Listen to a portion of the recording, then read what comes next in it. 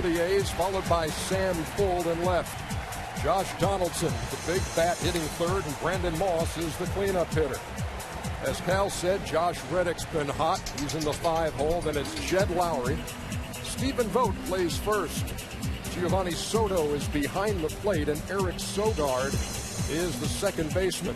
Only two right-handed hitters going up against the right-hander James Shields tonight. James Shields, 32 years old. His career record is 114 and 90. His postseason mark, more important, 7 career starts at 2-4 with a 4.98 ERA. Let's take a look at that Kansas City defense there, Iron Man.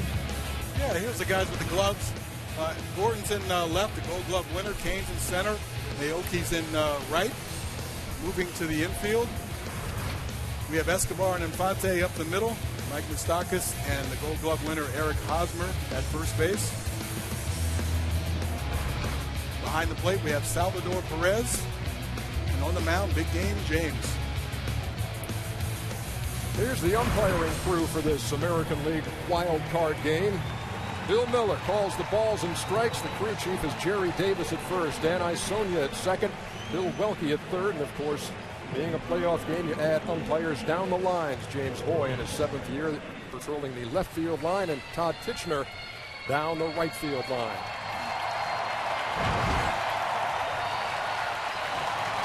There was a plane flying overhead during batting practice, said it's been worth the wait. And this is not unlike what we encountered a year ago when we did the wild card game in the National League side in Pittsburgh, and that place was off the charts. Same story here at the K, Kauffman Stadium in Kansas City. Now, I don't know if everyone will agree it was worth the wait, but I'll tell you, this crowd is as loud as it was in Pittsburgh. James Shields has the best changeup, in right-handed changeup in baseball. Just has a great motion. You'll see a lot of that pitch tonight.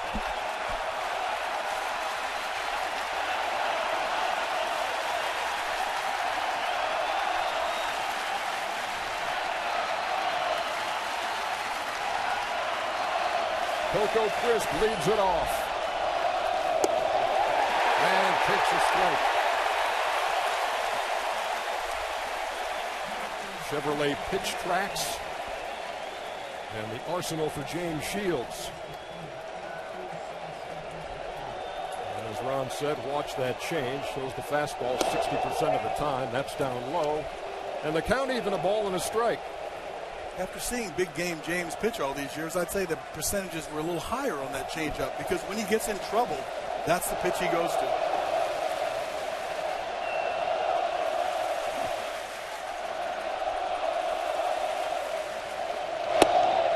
Missed inside, and if you need any indication in the difference between regular season baseball and postseason baseball, is the roar with every pitch.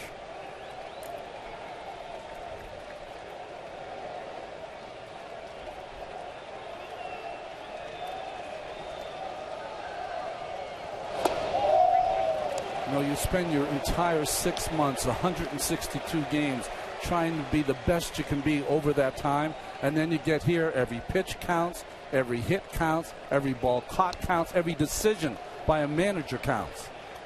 Yeah, the intensity is way up. I remember as an infielder, you get ready, every single pitch, obviously, during the season, but it's not nearly as exhausting as you do in the playoffs. It's like you're ready to move.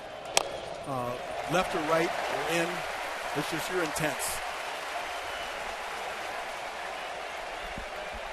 I imagine game time couldn't come soon enough.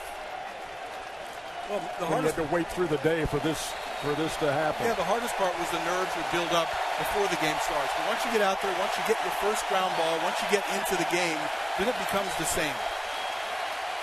Payoff pitch to the A's leadoff hitter. Slapped into left field, and Coco Crisp is on with a single.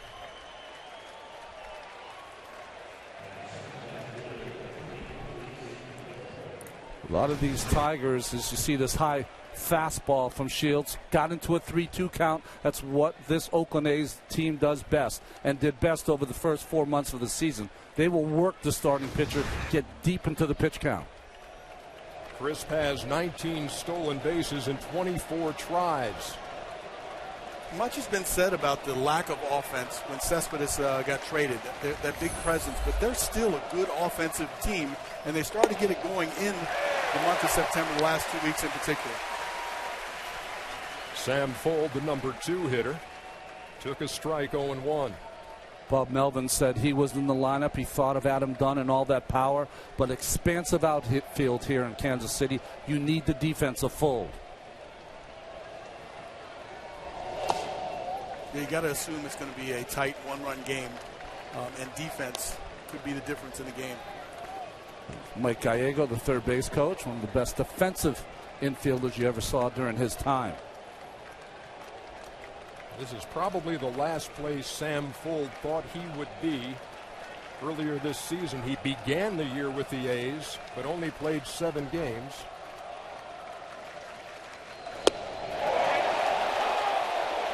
They say he checked his swing.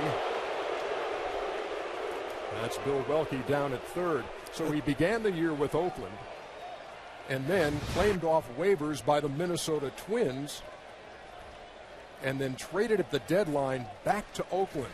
And he finds himself in the playoffs. Yeah, pitcher's perspective, you think he went, right, Ronnie? Always. Hitter's perspective, I think he kind of held up. He didn't really make an attempt and break his wrist. Even though the bat is out there around home plate, I still don't think that's really the indication that he swung at it. He held up. We got a 2-1 count. Bob Melvin said they probably wouldn't steal a lot, but they might hit and run, even though he thinks it's only about a 30% success rate with the hit and run. Crisp with the lead at first. And Fuld goes the opposite way. Alex Gordon back and makes the play. Gordon, the converted third baseman who's won 3 Gold Gloves as an outfielder, and made that one look easy as he had to go back. You know, generally speaking, if a guy has a really good changeup, he likes to pitch to guys that can hit the ball out of the ballpark. So they're going to start the bat earlier, and the changeup can fool them. If you get hitters that are content with taking and hitting the ball the opposite field, that changeup becomes less effective. Outfield defense of Kansas City will play a big part in this game. Kane and Gordon can go get it. Now here's Josh Donaldson. Leads the A's in hits, home runs, and runs batted in. Swings at the first pitch and fouls it away, 0-1. This little man generates just about as much bat speed as anyone in the game. He's playing with a banged-up left knee that he fell on, but at this time of year, Bob Melvin ran down his list of guys hurt on his team. Seemed like the whole roster. Everybody had something at this point. It's safe to assume that everybody does have something at this point. But I tell you what, the playoffs, the change in weather a little bit, although we're not experiencing it here, and the adrenaline push really takes all those pains away. Shields jumps ahead. No balls and 2 strikes. Sometimes you get ahead of a hitter 0-2 and you say advantage pitcher. Both those swings, Donaldson was on both of those pitches.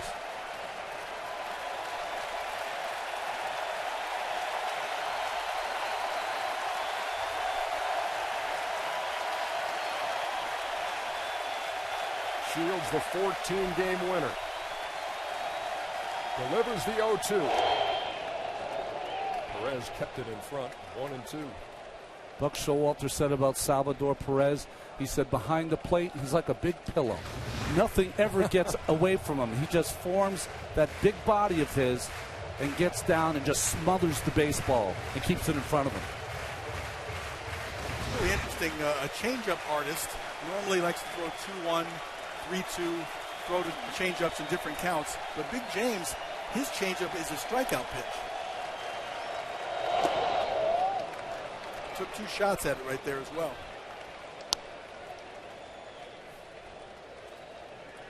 He's got that power changeup. He came from Tampa Bay. Alex Cobb has it over there with the Tampa Bay Rays.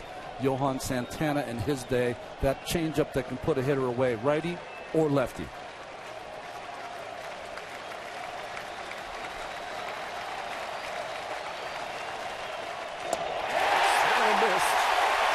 First strikeout for Shields and the second out of the inning. And that was his changeup. He tried to get him to chase in the dirt on it, got to a count in 2-2, and came right back with it tripled up on it. So righty on righty, Cal, 3 change-ups in a row. How many times do you see that? Very, very rarely.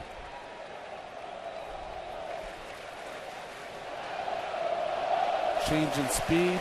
Donaldson's hand off the bat. Chris still at first. Here's the cleanup hitter, Brandon Moss. And he takes a strike, 0-1. Moss would appear to be the guy most affected in the Oakland lineup by the trade of Yoenis Cespedes. His power numbers drop tremendously after the trade. And this ball's well hit to right, and you can forget about it. He adds to the power numbers there into the seats over the bullpen, and it's 2-0.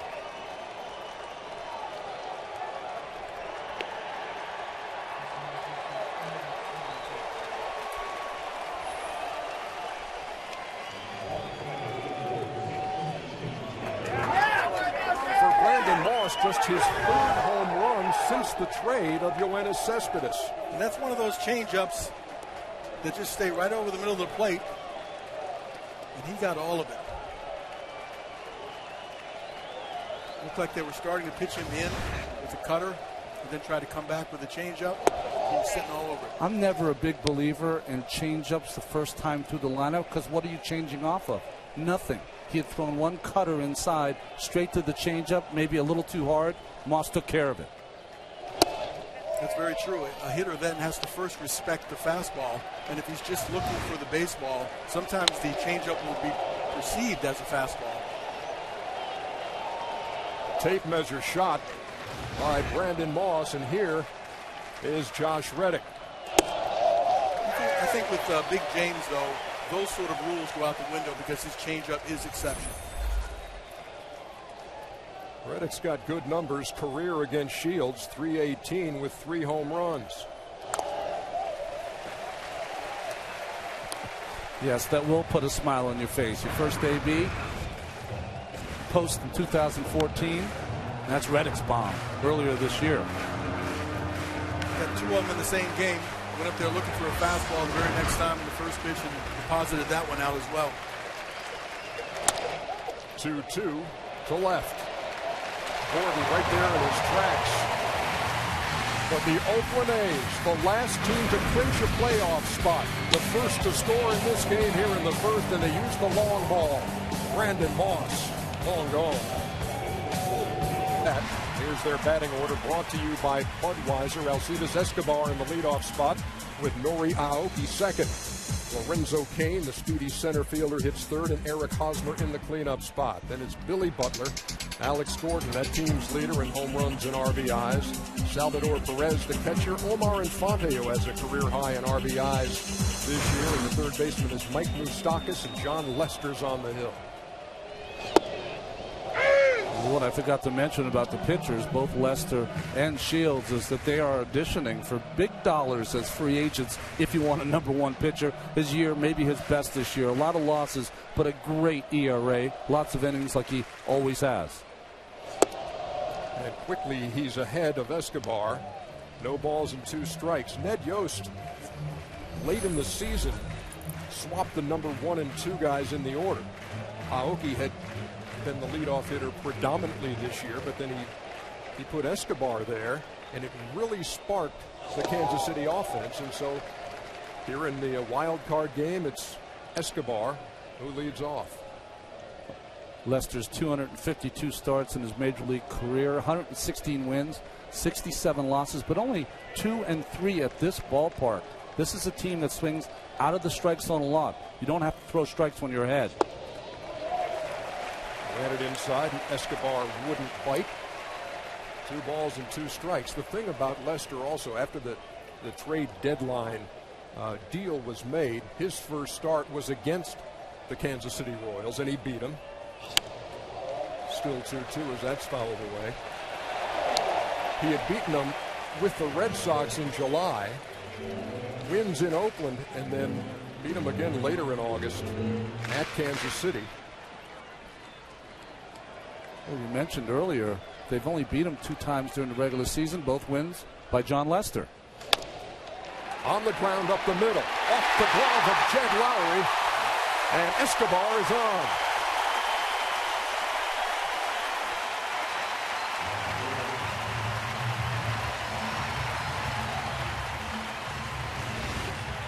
This is just a cutter outside, hit hard up the middle of the plate, a tough play, probably has to be ruled a hit.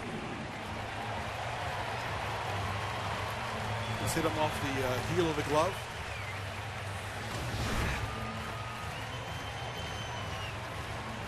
Ned had to take an angle to that ball that he could throw out a speedy runner.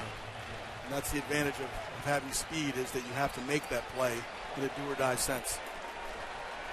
It is ruled a hit, and here's Aoki.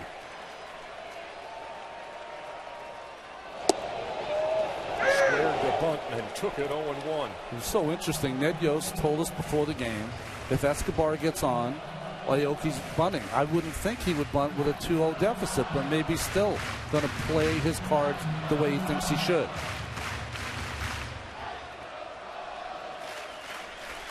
Escobar at first, probably Kansas City's best base runner, and he's stolen 31 out of 37.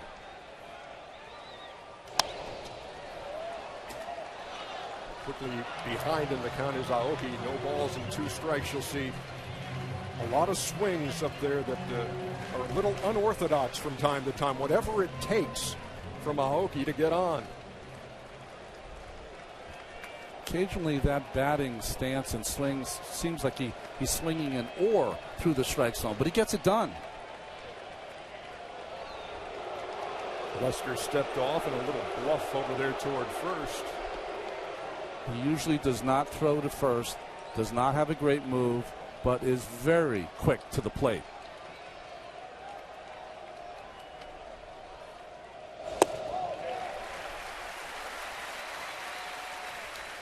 You might have thought when this one game came up that Derek Norris would be the catcher for the Oakland A's. Swings a good bat, but has trouble throwing runners out. Soto's been much better in that department and thus gets the start against the speedy Royals. On the ground to second, Sogard with the high flip, but they get the out.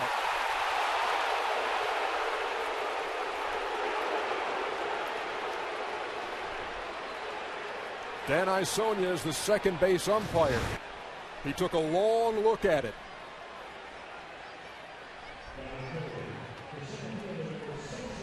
And then made the call. So they get the force, but Aoki reaches on the fielder's choice. Well, it's interesting about that play. Sogard is in for his defense. The high toss, maybe a little nerves. Nice play by Lowry, but in the vicinity, I guess, of second base there with the force. I think he got his toe on the base, though. Here's the center fielder, Lorenzo Cain. 8th in the American League with a .301 average. Another guy who can really run. Cal? Here's now the distinction needs to be made here. Are you trying to turn the double play, or are you trying to get the force out? And many times you have to make that decision as a shortstop. That one, because the throw was off, you got to make sure you get your toe in the bag and drag that to get the force out to keep the big inning from happening.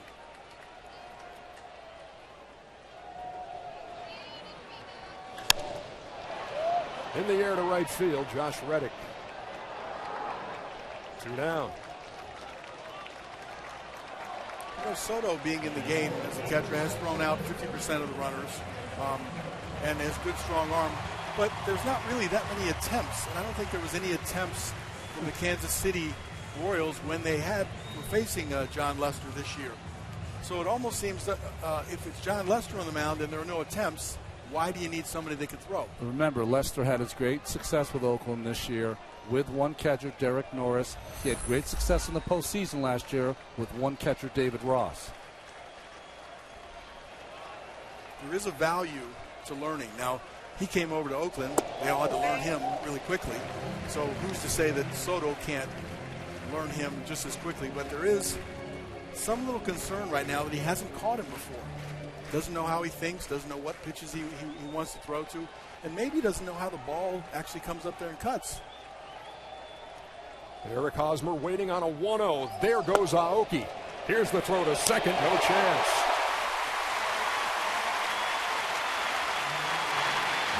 Aoki actually overslid the bag just a touch, but the throw was offline. And there was no chance for Lowry to apply a tag. Well, you know, all of their stolen base people on this team, he did go past the bag. He's been thrown out 8 times, so he doesn't have a great percentage, but he went on first move, and he guessed right. So a runner in scoring position for the Royals with 2 down. And Lester delivers a 2-0, or was about to, and then time was called at the very last instant. Yeah, it's obvious that they're going to use their threat of speed and getting off the base to disrupt some of the timing from John Lester. Well, Giovanni Soto was arguing with home plate umpire Miller, saying, hey, that's way too late. You're going to hurt my pitcher, you call time that late. Down and away, 3-0.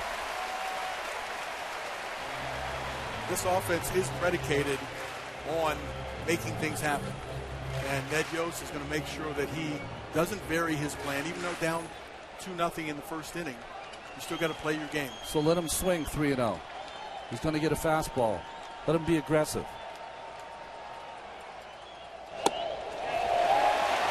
4-pitch walk. They're at first and second.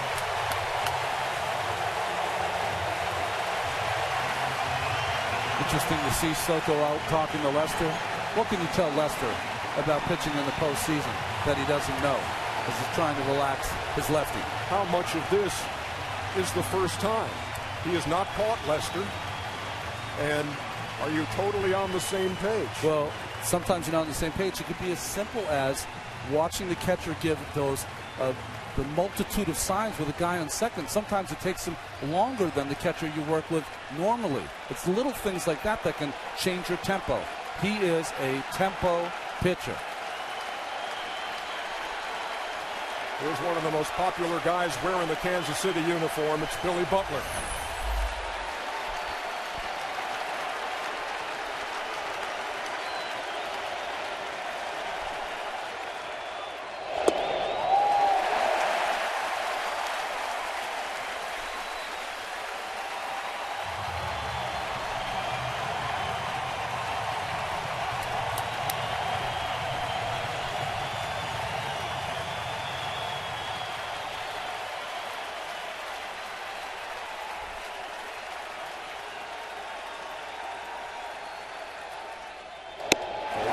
Up high, 2 balls and no strikes. And the plate jumping a little bit for Lester here in the first. Lester pitching on 5 days rest. That's an extra day. You never know, for a lot of pitchers, even the great ones, a little strong in that first inning. 6 straight balls since retiring Kane on the fly ball to right.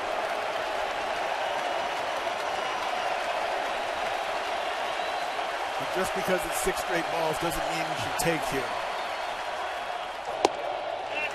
He does take. Strike called. And Butler didn't think much of it. Did not like that call by Bill Miller. What do you think, Cal? It's a 2-0 cutter, so it's got a little movement. It's right on the edge.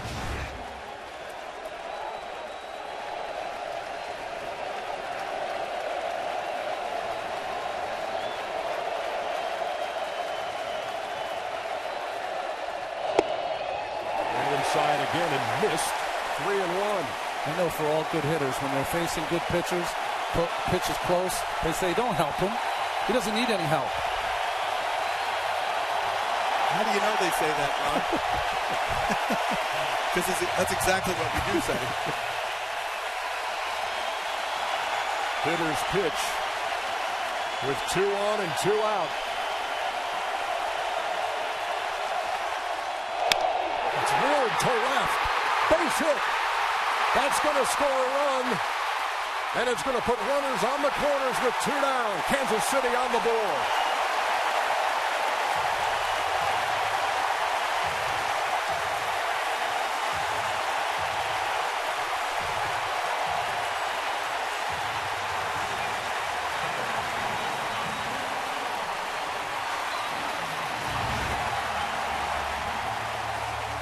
It's obvious that he's coming back inside again. This time Butler's looking for it. Put a good swing on it, hit a line drive.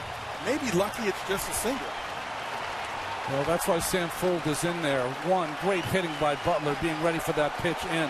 Fuld is so quick, he's able to keep that ball in play, keep Butler at first, keep the force at second. Here's Alex Gordon.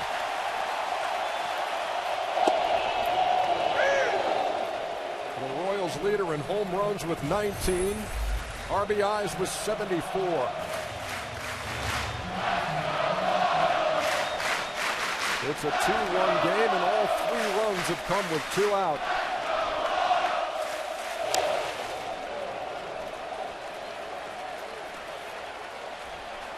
Just another example of Royals baseball. They've been playing behind a lot this year. They still stay to their game. Aoki faked the bunt in his first pitch that he saw in the post. He stole a base to set up scoring a run. Alex Gordon, another one of those homegrown products. And there is Billy Butler, caught between first and second. Now Hosmer edging away at third.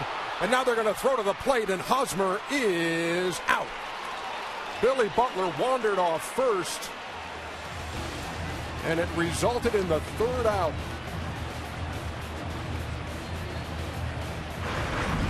Butler knocks in a run and then costs him. Hosmer, no chance. It's 2-1. It's Chevy Truck Month, time when truck guys can depend on great offers on the 2014 North American Truck of the Year, Chevy Silverado.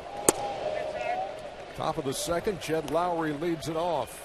Oakland leading 2-1. Bizarre ending to the bottom of the first inning for the Kansas City Royals, as Billy Butler was picked off and caught between first and second. Now what do you make of this? Well, I don't think there was a play on, because neither Hosmer or Butler can run. I think Butler's talking to Kuhn saying, hey, if they're playing behind me, should I steal? Should I steal? Well, you never looked at Lester. Lester just stepped off, and they made the play. The simplest of plays that maybe work in high school, certainly not supposed to work at this level. And the putout was made at the plate. And you saw Rusty Kuntz, the first base coach, and Billy Butler. Everybody trying to explain exactly what happened. Well, you definitely don't do something that you don't do normally in the regular season and the playoffs. But there are times when a first and third left-handed play will work. I stole my first base in the big leagues on a left-handed play of home. It was against John Matlack. When he takes his eye off of you, you start to run at third, and then he runs over there at first.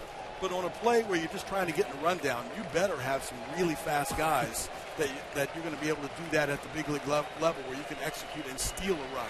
That wasn't the right situation just to get in a rundown and then try to score a run a la Little League. Took the bat out of the hands of your leading home run hitter and RBI guy in Alex Gordon with runners at first and third. Who was your MVP of the season? We showed the graphic and what he hits with 2 outs and runners in scoring position. Everything he does. Infante hitting him on the head like, well, you're going to have a hard time, Billy Butler, explaining that at the coffee shop tomorrow.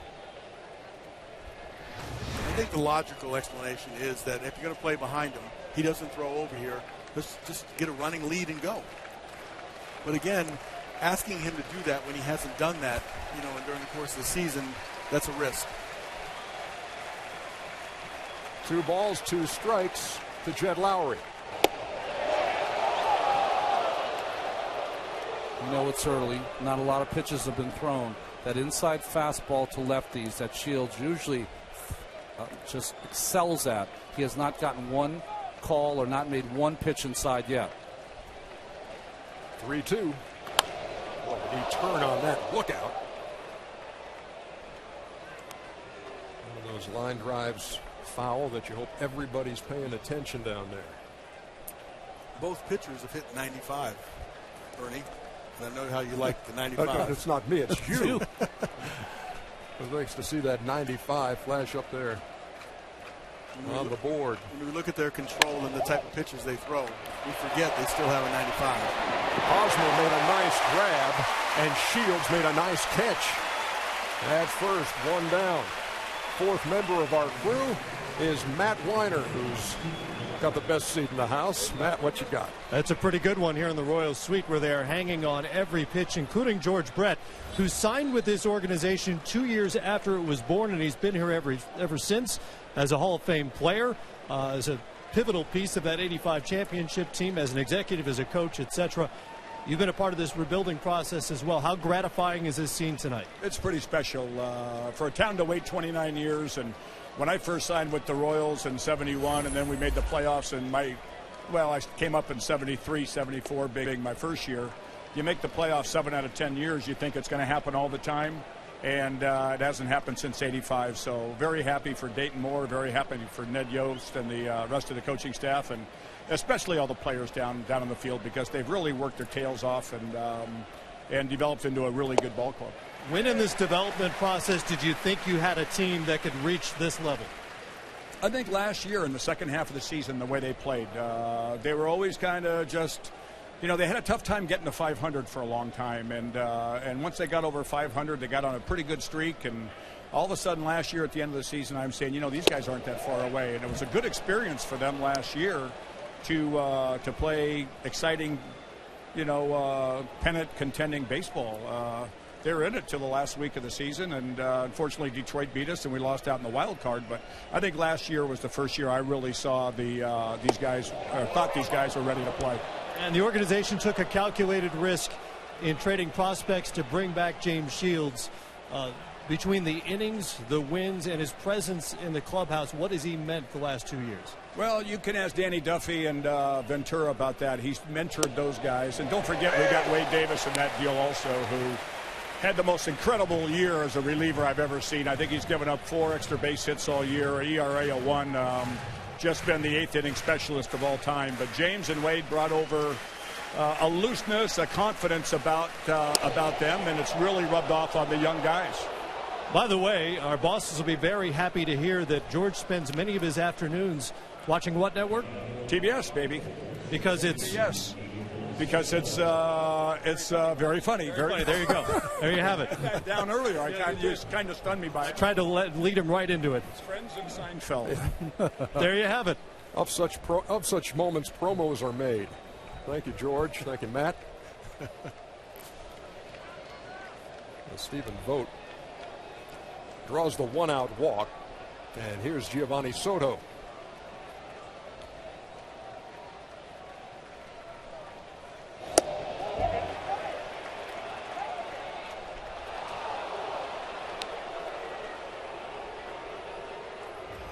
Two close plays now that have gone against the Royals on the check swing. I'm not saying going against the Royals, but a play that's been asked the first baseman once, third base umpire once, both against the Royals. There's a strike, 1-1. Soto started the year with the Texas Rangers, played 10 games, and then was sold to the A's near the end of August. Hit .262, didn't hit a home run, knocked in 8 runs, but it's his work behind the plate. Caught 9 out of 17 runners attempting to steal that got him the start tonight. He was fooled, and it's 1-2. Soto is active behind the plate. Gets down low on one knee. And also has a little thump in his bat, too. Back in 2008, Soto was the Rookie of the Year in the National League with the Chicago Cubs.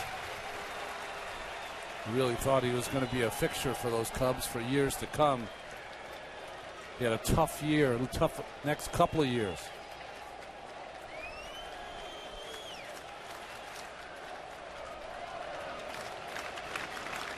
Vogt with a lead at first. Soto looks at strike 3. 2 down.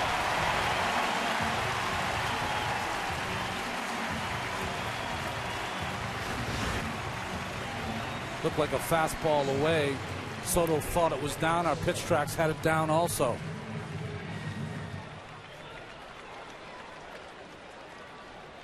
Bill Miller rang him up. 2 down.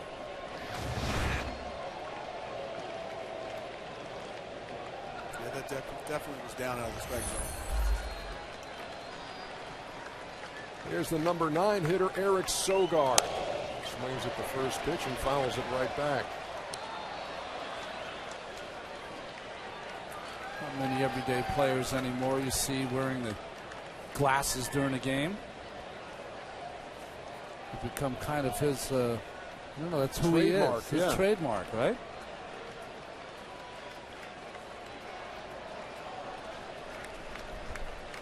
Vote at first with virtually no lead. Vogt is one of those guys that's suffering from a banged up ankle and toe. Ball is outside. And it's 1-1.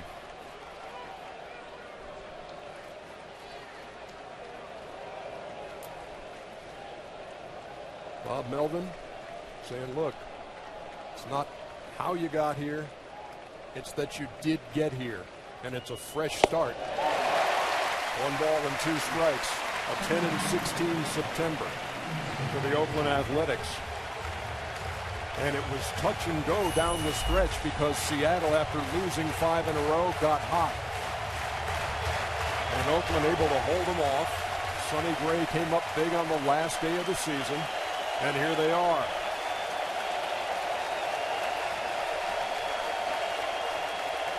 Shields with a 1-2.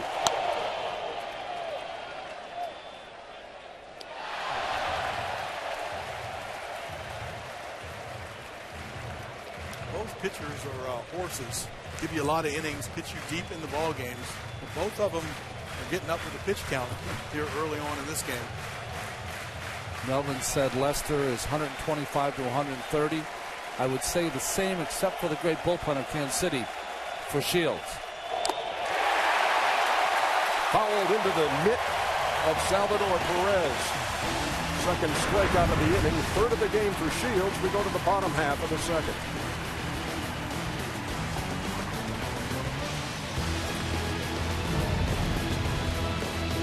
For all the action in 2015, go to MLB.com/season tickets to reserve your seat today.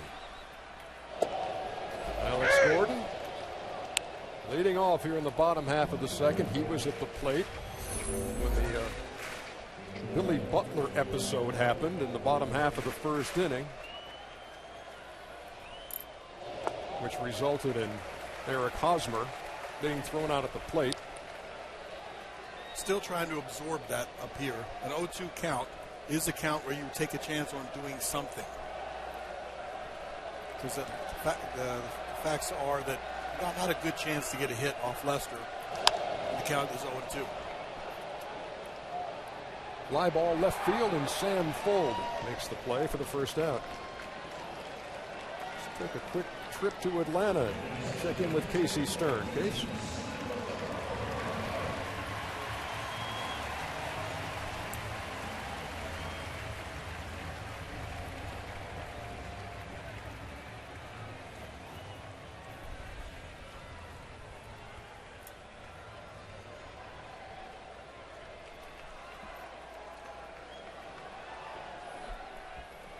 I can see our Yale man, Ron Darling, analyzing what you just gave us. And the look on his face right now is as blank as mine. It was the first state inducted into the nation. That's why they would be the first state to talk about the Royals and the A's. There you go. Somehow I knew. Sorry, Case. You would have to answer. Ball and a strike to Salvador Perez. John Lester, when you get into the statistic of quality starts, that's a couple of miles high, right behind short. And Jed Lowry squeezes it, 2 up and 2 down. Goes 6 innings. You allow 3 earned runs or less, credited with a quality start. John Lester made 11 starts for the A's, 11 quality starts. Well, a quality start is an interesting stat because if you take it all the way out, over 9 innings, you have an ERA of 4.50. John Lester would not be happy with an ERA of 4.5. He's a 2.5 kind of guy. The number about a quality start does show, though, there is some consistency there. That every time he's out there, he's going 6. You know, he's giving up a little bit of damage, not a lot. But mixed in with those quality starts are a shutout here and there. And 8 innings, a shutout ball. It seems like, yeah, you look at that and say, you know what, he's going to keep you in a game. It was a foregone conclusion years ago that if you logged a lot of innings, you had a lot of quality starts. Because they wouldn't keep you in there if you weren't doing the job. So interesting to see a shift put on with Omar Infante, who I always think of as a guy who sprays the ball all over the ballpark. Second baseman Sogard almost behind the base.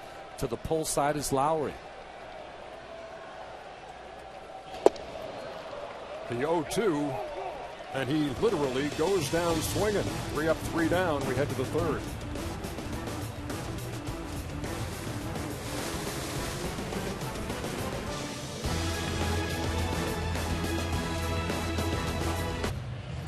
We move to the top half of the 3rd, and in the bottom half of the 3rd, pretty good chance you're going to see a different battery for the Oakland A's. Let's take a look at tonight's forecaster presented by Voya Financial. 75% chance the A's will win when they score first. 57-19 in the regular season. Coco Crisp leads it off here in the 3rd, and the reason we say that is between innings, we could look in the dugout and see that Giovanni Soto had taken the gear off and was talking to the trainer, walked out of the dugout, and then you saw Derek Norris saddle up beside John Lester.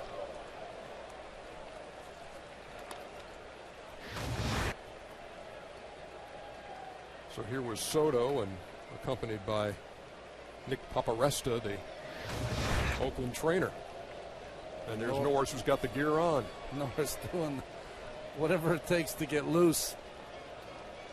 There's that change again, and Crisp way out in front. A ball and 2 strikes. Any time a changing catchers in a postseason game might benefit the starting pitcher Lester.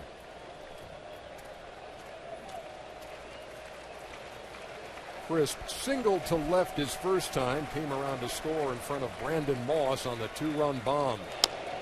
Just reached out with one hand and slapped it to first. Goes 3-1 in the books, and it looked like Shields for a second might have gotten nipped by Crisp at the bag.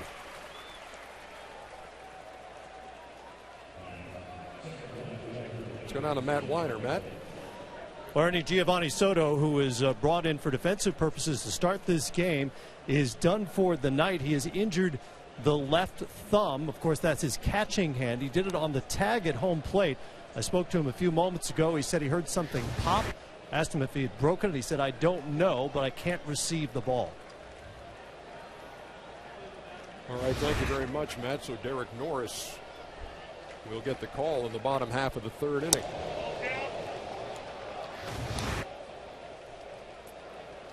That finger will blow up. I've had that myself. It's called the gamekeeper's thumb. It's where your thumb is bent back, and the pain is pretty bad. So trying to catch that cutter for the rest of the game is not going to happen for Giovanni Soto. 2 balls and no strikes to Sam Full. Gamekeeper's thumb. Yeah, I don't know why it's called that. You know what's interesting about today's game, because of the replay, that's a game where it almost would have been a phantom tag, right? When it just caught you on the hip maybe. But now when you want to make sure that you apply the tag, he really caught him right in the midsection and took that complete blow from Hosmer.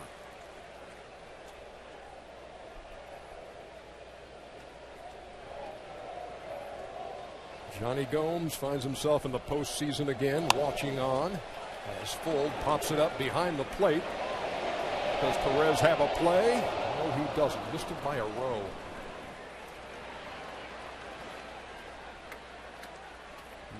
Perez has been one of their Venezuelan warriors this season. He played in 146 games. That's better than the record Darrell Porter held at 145. Never misses an inning, it seems. Also, their shortstop from Venezuela, Alcides Escobar, played in 162 games this season. And the guy sitting in between us, Cal Ripken, didn't bat an eye when that stat was mentioned. Toward right softly, and it will fall in front of Aoki for a 1-out single.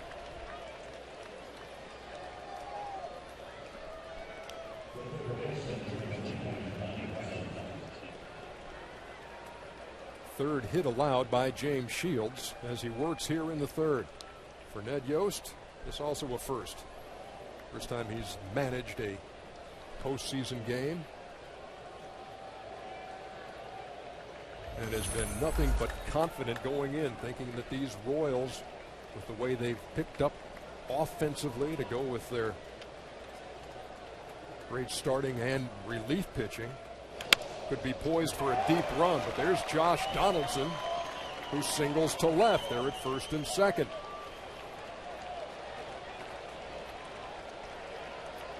You know, big game James so far has not been on, and I'm not going to say that because it's the third inning. He's given up a couple of runs. He's only given up 4 hits, but the swings from the A's hitters have been locked on so far to Shields. He is not, as they say in the baseball parlance, he's not really fooling anybody so far. And he certainly did not fool Brandon Moss in the first. A no-doubter into the seats in right over the Oakland bullpen. He has been fighting with his control. Got into some hitters' counts. But you're right, the swings have been really strong. Foul balls have been good swings. Some of the outs have been hard outs. Runners lead from first and second. 1 out here in the third. And Moss at the plate. Line drive, flagged down by Hosmer, who throws to second to complete the double play. We've had bad base running on the Kansas City side, and now Sam Fuld gets caught off second on the soft line drive to Hosmer. We head to the bottom of the third. Thanks for tuning in here on TBS. We move to the bottom half of the third inning in a 2-1 game. John Lester and the A's on top. Mike Moustakas, the number 9 hitter, takes a strike leading off here in the third. You see the shift here. This is where most of the balls that Mr. Hosmer hits go to. Saw Moustakas up at the plate. And he spoils the shift, goes the other way. Wide turn at first, but Sam Fuld hustled that one in. Leadoff single here in the third for Kansas City. Dale Swain, since he became the hitting coach in late May, has been trying to get Moustakas to go to left field more. He says, yes, you've got power to hit 20 to 30 home runs, but instead of hitting just barely over 200, hit the ball to left field. Perfect display there. It's also a classic case as the infield can play him to pull, but the outfield did not play him to pull. Sam made a nice play over there, but he was playing him more true that way. The outfield was not shifted. So he had 74 hits this year from center to right field and only 20 to left. Big one there. Here's Alcides Escobar. Donaldson in on the grass at third. And they lay it down. Donaldson makes the play, moves the runner over into scoring position with 1 down.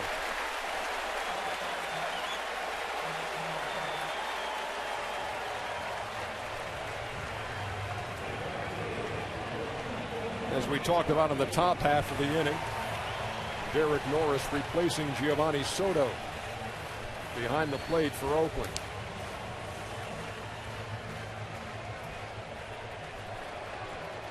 Escobar with the sacrifice bunt puts Moustakas at second for Nori Aoki. That was one of those bunts that was kind of sacrifice bunt, but also take a chance on getting a hit. You don't want to give up a run, but you also want to advance into second. So he didn't give it away too early. Bunted it just a little too hard for a hit. Time called. Big Bob Melvin right now, hands out like, come on, Bill Miller, you kidding me?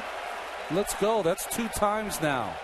One of the best pitchers in the game, and he's halfway throwing the baseball and 2 timeouts. Moustakas was dancing off the bag at second. Aoki asked for time, and it was granted with Lester basically into the line.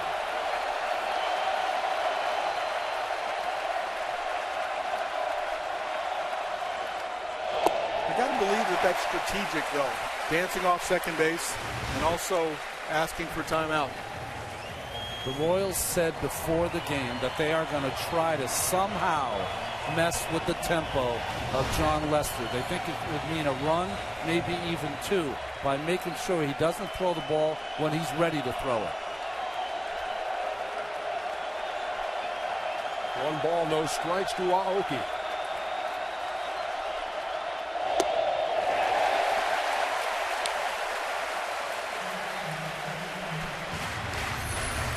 I was umpire Bill Miller, though. I would be like the boy who cried wolf. The next guy who wants time, I might not be so ready to give it to him if he's in a Royals uniform. And now Aoki wants time again. He reached on a fielder's choice his first time, stole second, and has scored the only Kansas City run on Billy Butler's line drive single. The old fly in the eye. They've been using that forever, Cal. They have.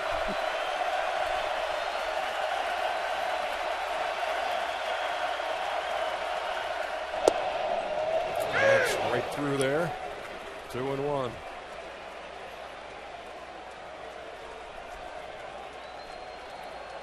Kansas City team that tries to manufacture runs. Last in baseball with 95 home runs. Only team to not hit 100. What's interesting with that flat kind of swing of Aoki, he kind of stays in that strike zone a long time. Batting .363 against left-handed pitching kind of tells you when that breaking ball, if it doesn't have that good curve on it, if it's going across the strike zone, he's going to stay with it. He has a great ability to keep his hands inside the ball, and he waits a long time, and he stays in there on lefties. 2-2.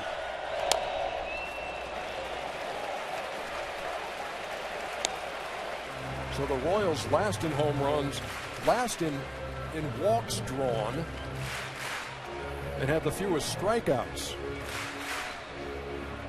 And when you're talking about teams who make the postseason with the fewest walks and the fewest home runs, has never happened in modern baseball history. On the ground, right at Lowry. Throws across for the second out, while Moustakas moves to third.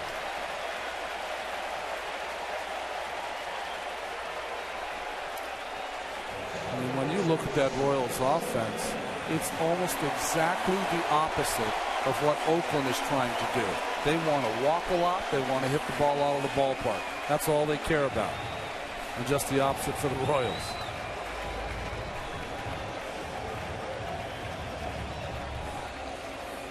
One of the fans going all biblical here with the Cain is Abel sign as Lorenzo steps in. Here in the third with 2 down. And the tying run 90 feet away. That's Mike Moustakas. He flied out to right his first time. And he lines a single down the line. Could be explanations. Fouled up and throwing in, and it is a stand-up double for Lorenzo Cain, and the game is tied.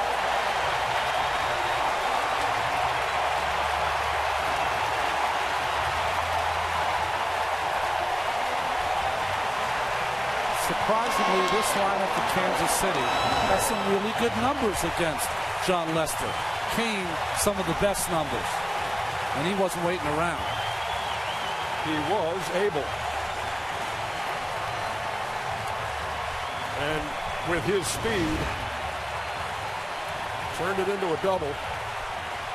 Full plated well in the corner, but the go-ahead run is in scoring position with 2 out for Eric Hosmer.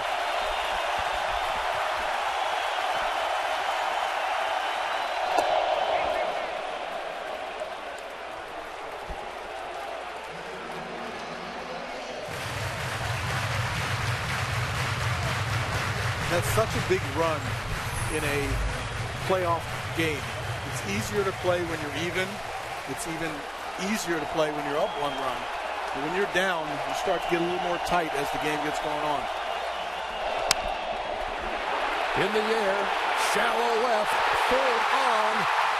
That's going to break the tie. Cain scores, 3-2 Kansas City.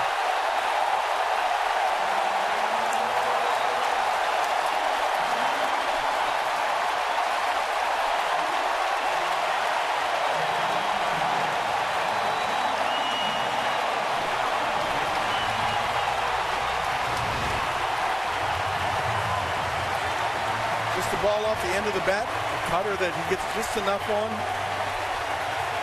One of those perfectly placed loop hits.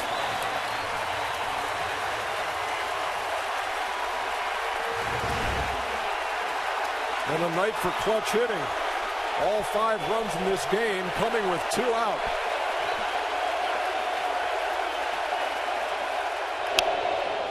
And here's Billy Butler swinging at the first pitch. He knocked in the first Kansas City run with a line shot in the first.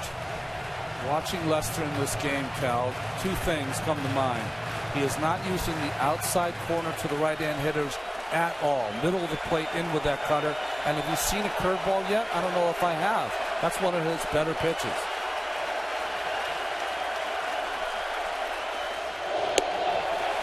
Breaking pitch. Stayed up and away. There was your first curveball. Maybe that's why. Not even close. You can fall in love with a cutter inside all the time, especially if you're having success with it. But one of Lester's real successes is that he also has a 95-mile-an-hour four-seamer. And he can dot that on the outside corner or pitch up in the strike zone. If you forget about that, you just fall into the cutter, they can start to cheat on it. Rounded to short. Lowry will go the short way for the force. But the Kansas City Royals have taken the lead over John Lester and the A's as they score 2 in the 3rd. It's 3-2. From the biggest names in sports, check out Behind the Mic, powered by Ford, on BleacherReport.com/Behind the Mic.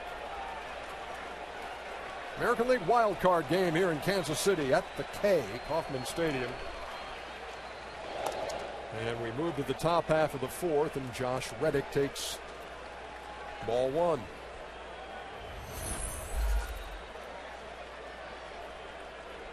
Reddick fly to Alex Gordon and left his first time. And now we see how James Shields reacts pitching with a lead in this game run. We saw the graphic, 2.02 ERA and shutdown innings. The only issue he's having in this game is that the Oakland A's are not going out of the strike zone. First pitch was a breaking ball taken by Reddick. Changeup taken by Reddick. Now fastball down. Also taken. This Oakland A's team, you're going to have to come into the strike zone at some point. Perez is urging his pitcher on.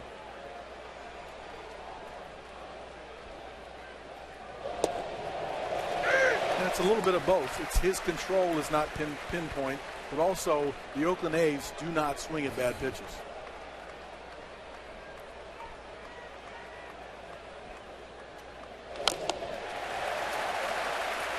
From 3-0, now 3-2.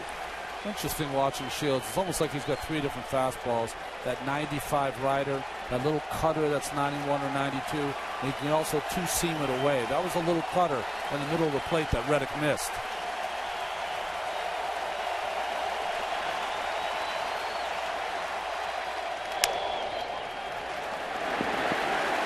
Hop on the second, 1 down. That was a big battle back in 3-0. So you make a pitch on 3-2 to get that out. Hard to express to you how important it feels as a pitcher. You get 3-0 on a hitter, and you come back, you get that first out of the inning. Huge out there for the Royals and Shields.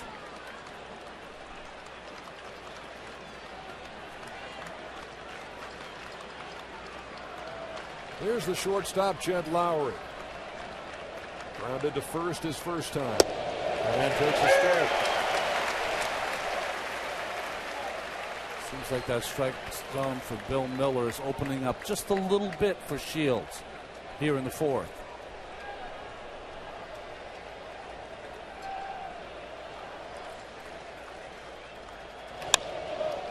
In the air, right center field. Kane easily 2 down. That guy has big, long strides and is graceful and covers ground like there's nothing to it. And in this ballpark, you got speedy outfielders. It's pretty much a necessity. It's interesting. 2 outs here in the 4th means what we talked about in the open. James Shields has to get 7 outs and not give up a run to get Kansas City to the way they played all season long, to that Hydra bullpen of Herrera, Davis, and Holland. Those three have absolutely been lights out. And a big reason that when they lead after 8, they're 79-1.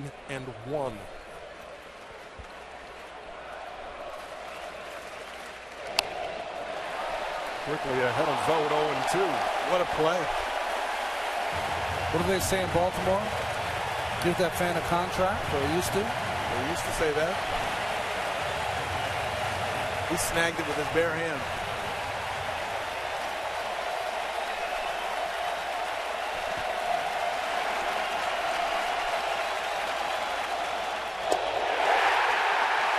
Strike 3 called.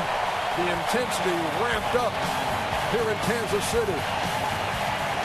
Because after a 29-year drought, the Royals lead a playoff game. It's the wild card on TBS. Get Scott Miller's answers to all the playoffs burning questions with the Team Stream app from Bleacher Report. Download Team Stream for your iPad, your iPhone, or your Android device today. Bottom 4 in Kansas City. Royals leading 3-2. Alex Gordon leads it off.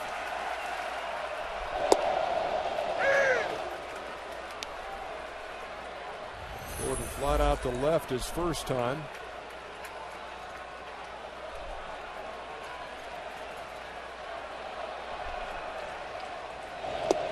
Big, slow breaking pitch. 0-2. That's the adjustment that he has to make. And normally he does. You want to mix in that curveball because it has the spin of a cutter, but it also changes speeds. Hardest part for a pitcher in these games is your adrenaline sometimes works against you. You end up throwing the ball harder than you have all year, and you forget about all those little touch pitches, which are so important to your success. Got him off speed.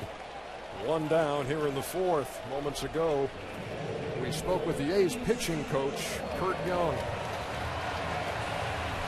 Curt, how do you assess? You've seen Jon Lester at his best, obviously. How do you assess what you've seen tonight? Well, he does well. I mean, he's always going to pitch ahead in the count, and he's going to attack the strike zone. He's not one of those guys that you have to tell to do that. So, you know, they're looking to hit the ball early. They're looking to get a good pitch early to hit. So he knows that, and it's all about location early on for him. Hey, Curt, do you see any problem with Soto now out of the game with the bad thumb and Norris in catching Lester?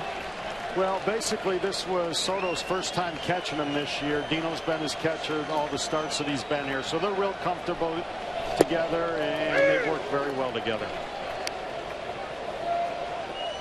Our thanks to Curt Young for his time in between innings. As Salvador Perez faces Jon Lester. Again, when to call a breaking ball could be one of those issues with Soto catching him for the first time.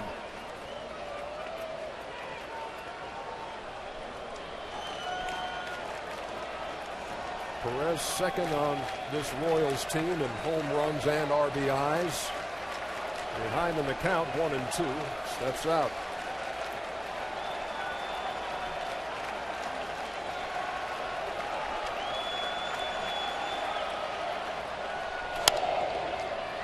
In the air, near the line, and foul. So the increase in curveballs thrown by Lester, that was the first fastball away thrown by Lester with the new catcher Norris in there.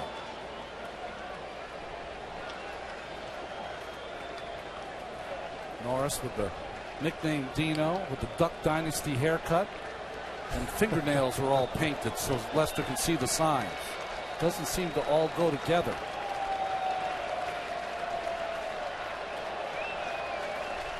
Going back to the curveball. And we got him to wave at it for the second out. Time for records and milestones presented by Jim Beam.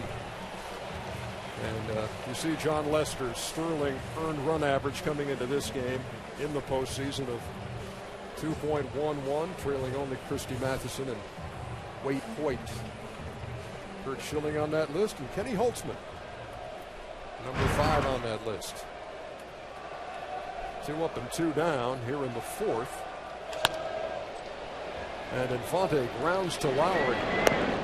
That's a quick 1-2-3 inning for John Lester. 4 innings in the books. Wild card on TBS. In the wild card game, 1 and done. Jared Weaver and the Angels waiting for the winner of this game.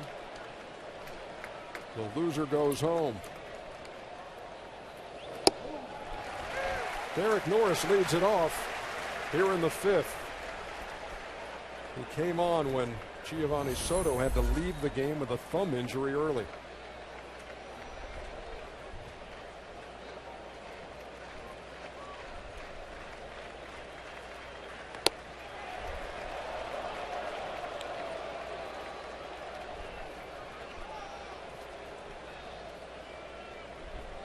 So, Ronnie, if you're Jared Weaver, you're watching this game like a hawk? Oh, big time. Big time. Just trying to find out any little nuance from either team that's going to help you in your start.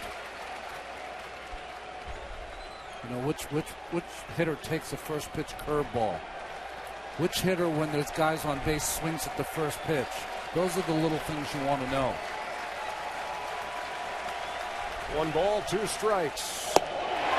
Got him looking.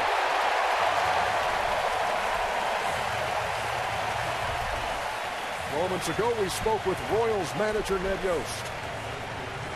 Ned, they kind of came out and punched you in the mouth in the first inning, but this is your team, the way they fight back. You wanted a lead against Lester, but you had to come from behind to do it, and right now you got it. We did. You know, Moss hit a changeup off of Wago there in the first to put us down 2, but you know, our focus was to try to create havoc on the base pass, try to, you know, bunt, try to hit and run, try to get guys in scoring position and see if we can make something happen. And so far it's been good for us. You're creating havoc.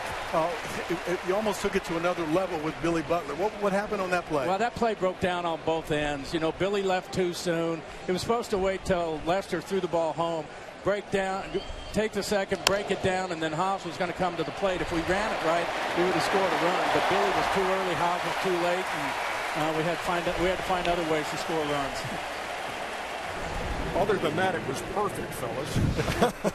Well, what's interesting is Susan Slusser, who follows the A's and writes for the A's, said that the Angels successfully did this against Lester last week, but that was run so poorly by Kansas City. That could have been defensed by the 12-year-old Cal Ripken travel team. Could have gotten it out there. 2 up and 2 down here in the top half of the 5th. Back to the top of the Oakland order and Coco Crisp. Think about this, Ernie and Cal. The collateral damage of that is Hosmer knocks Soto out of the game with the tag. And he's thrown out at the plate. And then the thumb injury knocks Soto out. Just trying to give Billy a defense after the game. Yeah, Billy knocked in a run and then gave a run away potentially. Shields pounding the zone now here in the 5th. Now Crisp is mad at the strike zone by Miller. A team that takes a lot of pitches, think they know the strike zone. Miller has opened up the bottom of that strike zone. See first pitch strikes from Shields. That's definitely beneficial to Shields when he opens up the lower part. It sets up his changeup, sets up that low fastball that you can't then lay off of that changeup down below that. Stays alive. Yeah, as opposed to the Royals, who threw the fewest walks, Oakland threw the most. 586 first in baseball. Someone with a good slider that goes down, or someone with a really good changeup. That low fastball strike is something that sets up that pitch. 3 of the last 4 strikeouts by James Shields have been pitches taken by the Oakland Athletics. Here's the changeup right down in the dirt. A little too far down to get him to fish. Taking that pitch almost like they know it's coming. And Shields has gotten his control back. he's making those pitches, those fastball pitches. Ned Yost said before the game, you give James Shields a lead, he will hold it. That's the kind of pitcher he is. Looking for his second straight 1-2-3 inning. Crisp wants time. He wants that backdoor slider. He wants a pitch that he can throw for a strike that appears to be a ball so he can get Crisp looking.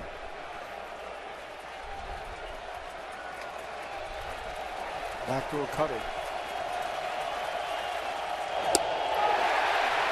Checked his swing, did not go. Says Bill Welke at third. Ed Yost doesn't agree. I've been watching games all season. The check swing has been one of the biggest differences in the game. It has been called early and often, but not here by Welke.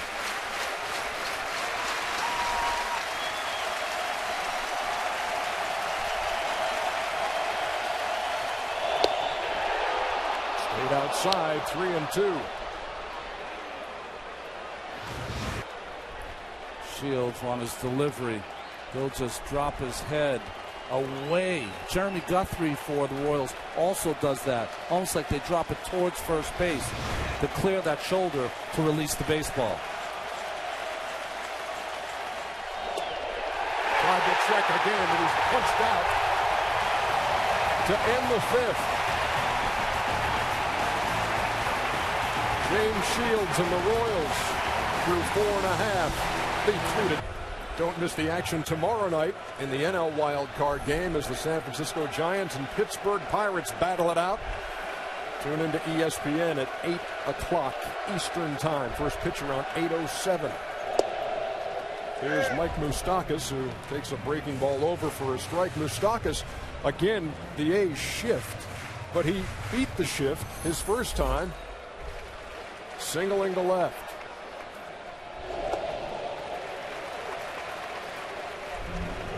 That's the shift we were talking about. 74 of his hits to center or right, only 20 to left, but first time up tonight. Yeah, look at the outfielders here. Left fielder, Sam Fuld, might be a little bit pinching the line, but everybody else is definitely straight away in the outfield. Went the other way again. Fuld retreating and makes the play.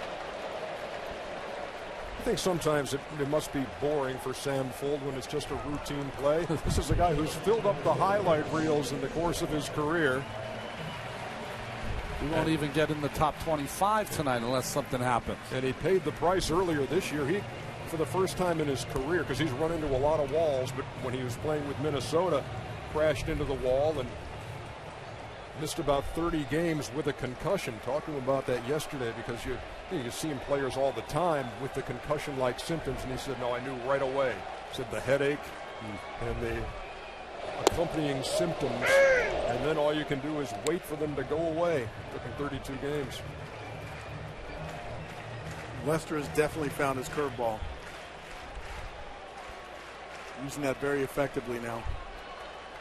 Sometimes all it takes is a catcher who knows you and sees from the bench that you're not throwing some of the pitches that he's accustomed to calling when he's in there. High chopper up the middle. Lowry's got to hurry. And he gets Escobar by a step, 2 down.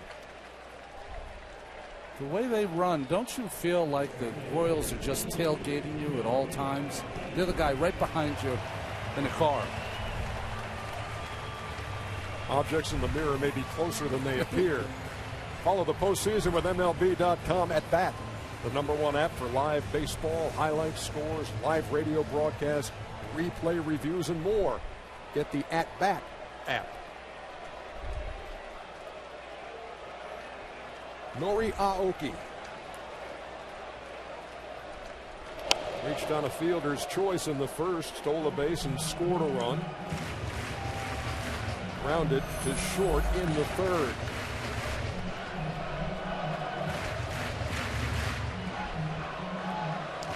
Giordano Ventura is in the pen. He's a starting pitcher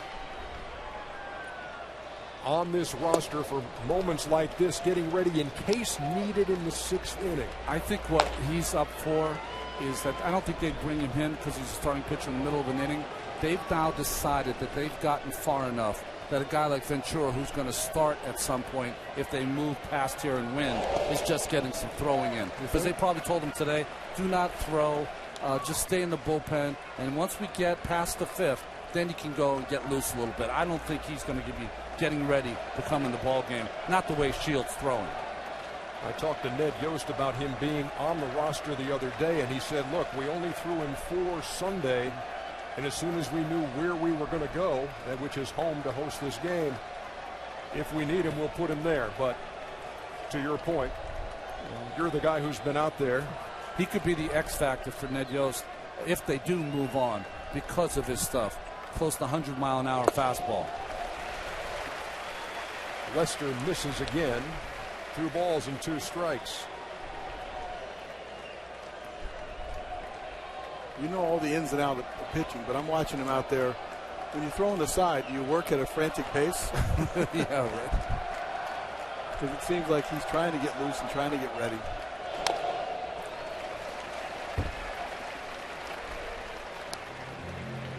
I definitely could be wrong. It's just the way that Shields is throwing. 3 outs gets you to that magic point you want with that 3-headed bullpen that you have. But you're right. Maybe if something happens where they need Herrera to come in and just throw that good fastball for 1 out, why not take the chance? Just a little nubber over there toward third, and Josh Donaldson put that in his pocket. We are through 5 in the wild card game on TBS. Have answered with 3. 1 in the first, 2 in the third. And James Shields goes to work in the top half of the 6th inning. He has set down the last 7 A's he's faced. Sam Fuld leads it off. He can handle the bat. And the stock is in just on the grass at third. It's almost like Shields has decided, you're not going to swing at anything close? Okay, here it comes. I'm starting to throw strikes. Be ready. Shattered his bat, and the blooper's going to fall. Leadoff single for Fuld here in the 6th. Let's go down to Matt Weiner. Hey, Ernie, there are thousands of fans here who have never seen a post-series game in Kansas City before, some of whom weren't alive the last time the Royals played a playoff game. Rich Burstein is not one of those folks, but it has been a long drought, more than a third of his 87 years since there was last a postseason game here in Kansas City. He's a season ticket holder since the franchise began back in 1969. What has kept you coming back all these years? The love of baseball and the love of the team here. I really do love it. I grew up a baseball fan. Over nearly 3 decades of drought here with the playoffs, did you think you'd see this day? Yes. Why were you so sure? Oh, it was bound to happen. Bound to happen. There were times when I felt a little down about it, but it was bound to happen. They've worked too hard on this team. What does this day mean to you and everybody else here? This game, it's just the reemergence of the Royals. We're back. Back for good. I would think so. It's not a one-time thing. Enjoy it, Rich. Oh, I am enjoying it very, very much. Let's send it back up, DJ. All right, thank you very much, Matt. Big spot in this game in the top half of the 6th inning. Leadoff hitter gets on for Oakland, and Josh Donaldson. 29 home runs, 98 runs batted in. But one of Bob Melvin's hunches has paid off. 2 hits for Sam Fuld now.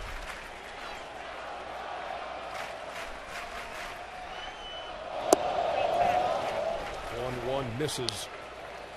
2 balls and 1 strike.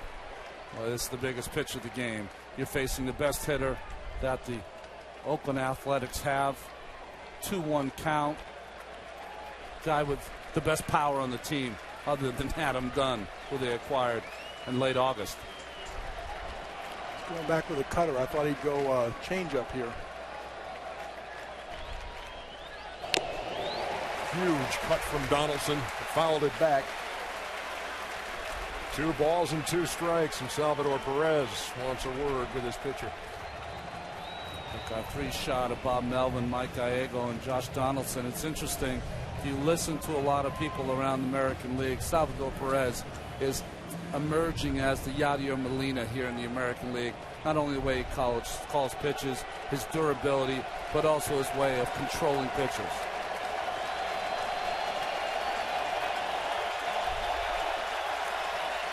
Good four-seam fastball on the outside corner here.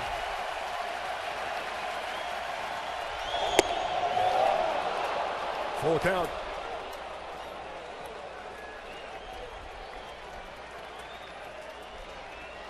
Donaldson struck out his first time, singled in the third. How big was that play now in the third inning when Moss lined out to first into a double play? He's had a budding rally in that inning. There goes the runner. Pitch was outside, doesn't matter, they're at first and second.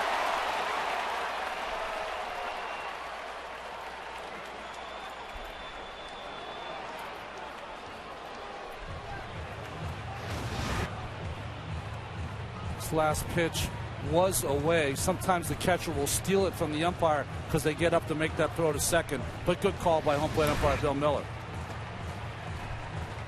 Ned Yost is going to the bullpen. James Shields works into the 6th inning.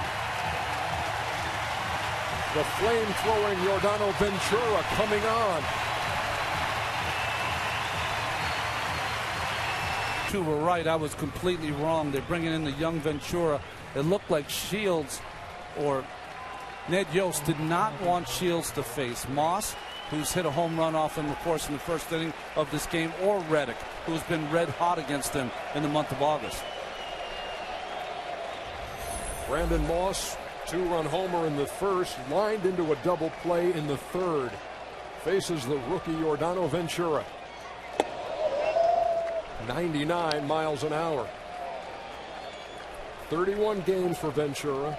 30 of those are starts. He can be wild. 69 walks is the most on the staff. Well, that's why I thought it'd be hard to bring him into this situation.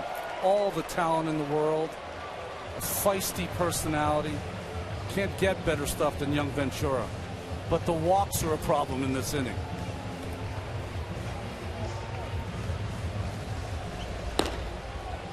Kelvin Herrera, part of that shut 'em down triumvirate that includes Wade Davis, Greg Holland. But right now it's all on the shoulders of 23-year-old Ventura. In the air to center field and pretty well hit. Lorenzo Cain is back and has no chance. Brandon Moss has done it again. Straight away center field, 3-run shot, and the A's have the lead.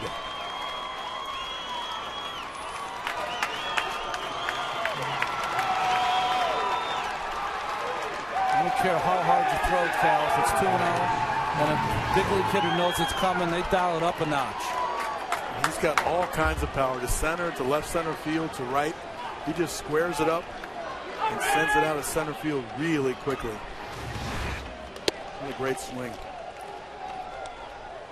It's these kind of games where managers get out of their box and do things that they haven't done all season long, and you expect the players to excel in a place they haven't all year long. Ventura relieved once right before the All-Star break in a 6th inning situation, but that's certainly not here on September 30th. The reaction from the Oakland dugout. And for James Shields, 3-2 lead becomes a 5-3 deficit, and Ventura's been rattled by the Oakland 3-run homer, falling behind 2-0 to Reddick in his postseason debut.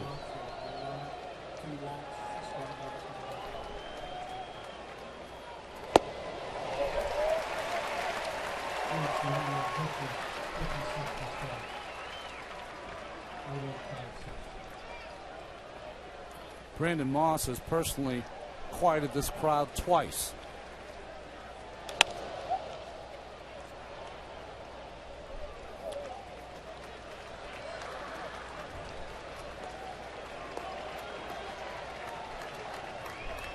had 3 good at-bats today, and obviously the 2 homers, but he's also lined out the first.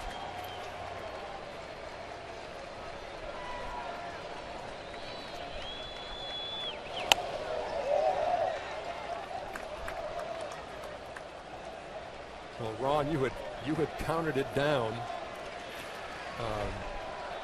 in the innings leading up to this. Here's where Shields is. Here's where the Royals are. Need this many outs to get it to the shutdown guys in the 7th, 8th, and 9th. But the 6th has been a trouble spot. And Reddick singling. That's 3 hits and a walk here in the 6th, and a long ball by Brandon Moss. Dave Island is the Royals pitching coach. Jeff Samardzija, he's having a nice smile now, seeing that home run by Moss and what part he'll play for the Athletics, one of their 4 great starters. Along with Sonny Gray and Scott Kazmir. Shields almost beside himself. Ventura had only allowed 1 home run in his last 10 starts, and that came in the season finale against the White Sox. Marcus Semien took him deep. And then this by Brandon Moss. 2 home runs, 5 runs batted in here in the wild card game.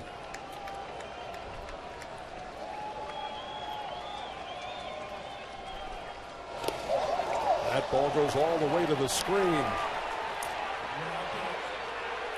You know, you're just asking, and this is my opinion now, you're asking a young man to do something that he's never done. And on this stage, it's very difficult to have success that way. If you're going to go with the 3 guys that we talked about before, Herrera, Davis, and Holland, somehow get those outs from those 3 guys, because they've been there. They're used to pitching with men on base. They're used to the big stage. Maybe not the postseason stage, but they're used to the big stage. 2 balls and a strike to Jed Lowry. In the air to right, playable for Aoki. There's the tag at second.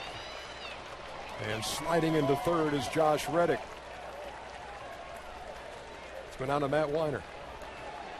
Well, Ernie, there's a lot of baseball to go here in this wild card game, but if this result were to hold up, the image of James Shields walking off the mound is very likely the last you'll see of him in a Kansas City Royals uniform. Royals knew that Shields would become a free agent at the end of this season when they acquired him last year. Today, Dayton Moore, the general manager of the Kansas City Royals, was asked about the possibility of keeping him. He said, winning is attractive, yes, but, quote, we're not going to be big players in the free agent market. In other words, there are likely to be much bigger offers awaiting Shields when the season ends. All right, thank you very much, Matt. Ventura has electric stuff, but Ned Yost has pulled the plug. We'll be back in Kansas City and a pivotal inning for the Oakland A's. They've plated 3 and have another one 90 feet away. And Kelvin Herrera enters the game for Kansas City. He faces Stephen Vogt, infield in for the Kansas City Royals, who are down 2 and trying to keep the deficit right there. Only 100 miles an hour on that first pitch from Herrera.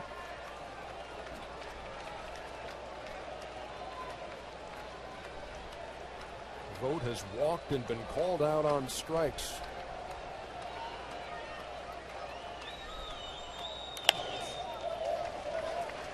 This is a situation, if you're Oakland, you could take a chance on a contact play with the infield in, but watching the lead, Donaldson does not look like the contact plays on.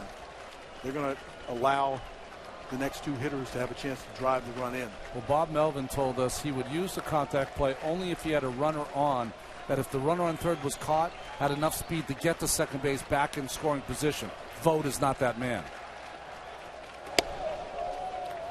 High and away, and 2 balls and 1 strike. So James Shields works into the 6th. Allows a hit and a walk, and Ned Yost went with Ventura, normally a starter, out of the pen in the 6th. And he couldn't get it done. 3-run homer he allowed to Brandon Moss. And Reddick with a single. Wild pitch got him to second. Fly ball got him to third.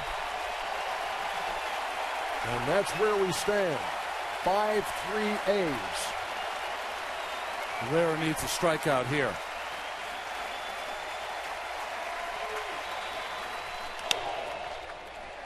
Popped up over there behind third, and it's going to drift out of play. Well, that's one of those, Cal, if you're an infielder, do you catch it? I mean, one out, your back's to the play as Moustakas was, and you're not even sure if should you make that play because Reddick would have tagged up, sorry. You tag up on all foul balls, period. And then watch the play pretty intently because you can fall into the stands, you can get caught up down the line, or be moving away from home plate. This gives you a chance to score a run. Good battle going on here between Vogt and Herrera as he fouls off that 99-mile-an-hour fastball.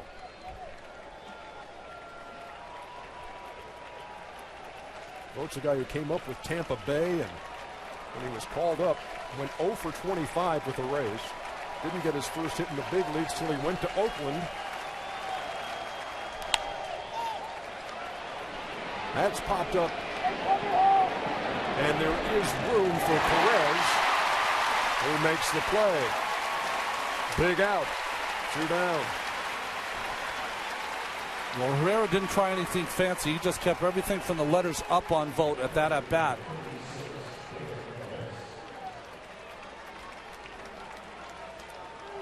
It's a big out right there. They have to keep it within 2 runs right here. Been a long half inning here with Oakland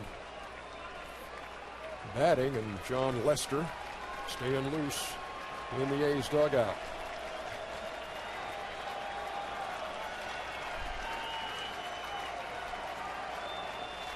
Here's Derek Norris. Well, Norris has been one of the more clutch players for the Athletics all year. A .330 hitter with runners in scoring position.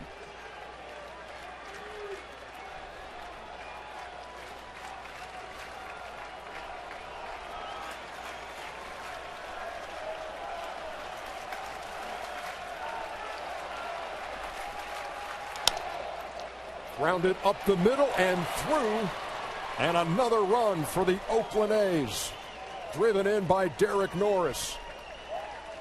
Big 2-out hit. Scoring Josh Reddick, and now it is 6-3. What a huge at-bat, Cal. Went up there, likes to swing at the fastball, has a nice short, quick swing. Gets it right into the ground, right up the middle. A 4-run 6th inning has Oakland on top 6-3.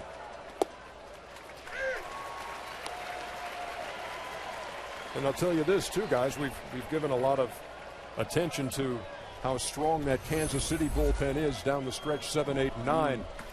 Oakland ain't shabby, and you got John Lester still on in control, ready to go out for the bottom of the 6th. Well, I think we talked about the Royals bullpen because it was a 3-headed monster that could come in and shut you down.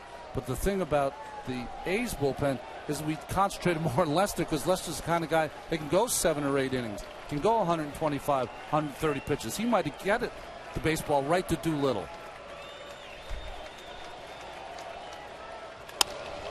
Up the middle again, Escobar. Can't get the ball out of his glove, and there at first and second. Tremendous stop by the Royals shortstop, but could not get the force. Another one of those top spin balls up the middle. He shows his great range by getting to it, but just can't get it out of his glove to make that counter flip to second.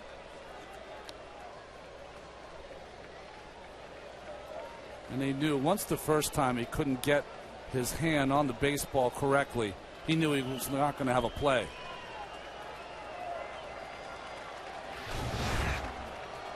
So Sogard reaches with his first hit of the night. Norris is at second. And here is Coco Crisp, top of the Oakland order, as the A's have batted around here in the sixth. And there's a shot to center, and that's going to score another run. Here comes Norris. He'll score easily standing up, and it is 7-3.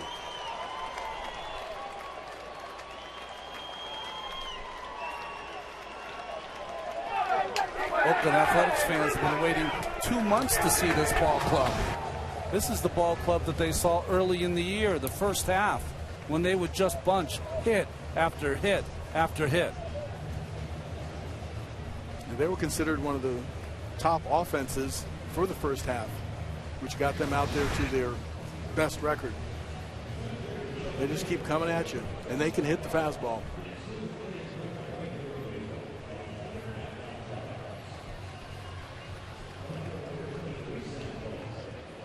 Sam Fuld to the plate. 10th A to hit in the inning. He led it off with a single and scored a run on that 3-run homer by Brandon Moss.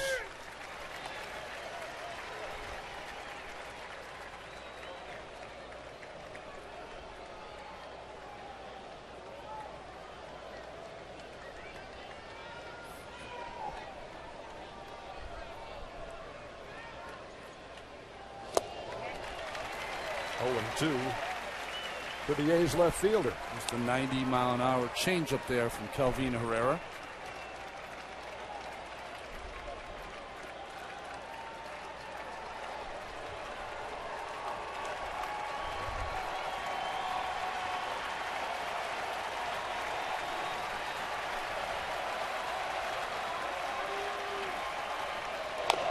Look out, let go of the bat. As the runners were in motion on the 0-2 pitch.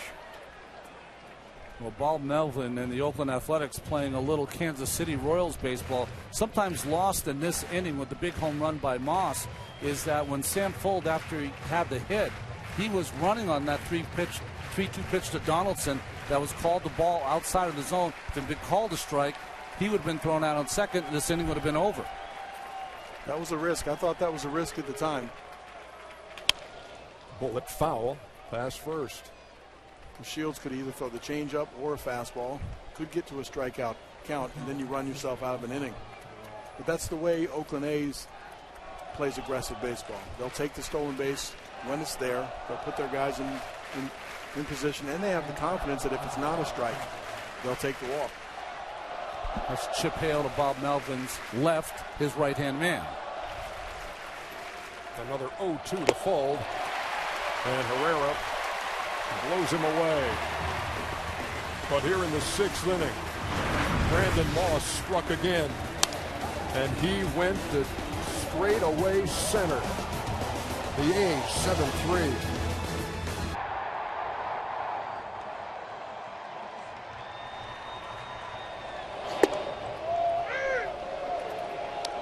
John Lester now working with a 4-run lead, 7-3. Goes to work here in the bottom half of the 6th in Kansas City.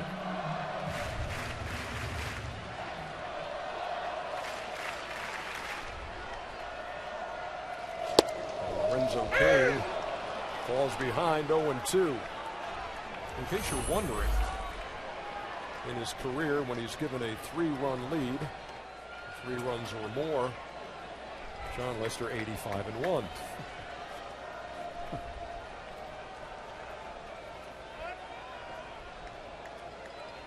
That number provided to us by our ace statistician, Hal Galima. The best in the business. You know what the 7 runs does is you can't really slug your way back in. They don't have the home run power. They still have to somehow manufacture runs, but they can't take a bunch of chances either now. They got to pick away, though, if they can. A run here, a run there, maybe get to the bullpen, but it's going to be tough off Lester.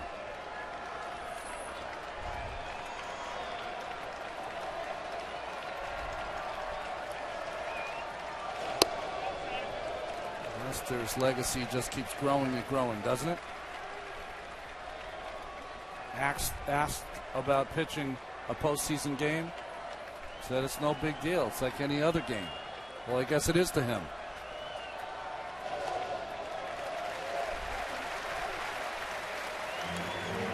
I was reading what he had to say going into this game, and it speaks volumes to the focus that you need in postseason baseball, because he wasn't looking big picture. If I can get through this part, he says, I want to win this pitch. I want to win this inning. And he won that at bat with Kane on the grounder to short, 1 down. It was pitch to pitch, hitter to hitter, inning to inning. It is golf's most exclusive event, the 2014 PGA Grand Slam of Golf. It all starts Tuesday, October 14th at 4 o'clock Eastern and Pacific on TNT. Ron Darling, who shot a 74 the other day. But they can only have 4 there. It's the major champions. Well, that's a 9-hole record, isn't it, Ernie? Boom. Here's Eric Hosmer.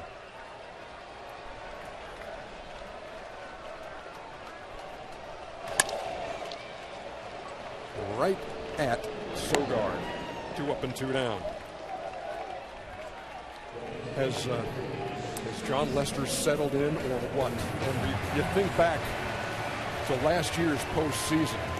He was 4-1 in 5 starts, ERA of 1.5, and won 2 games in the World Series. They are as tenacious, as tough as they come, and a guy who lives for a stage like this. And even though Kansas City got to him early, his teammates picked him up with that huge 6th inning, and now he has settled into a groove. Discovering his curveball has been a good thing for him. Mixes his pitches, also mixes in the cutter and also the 4-seam fastball. There's another example of it right there. Occasionally when John Lester gets into this groove, it's almost like he's a pitcher who has the ball on a string. I mean, that's what it makes it look like. Billy Butler waiting on an 0-2. Here's the 4-seamer away.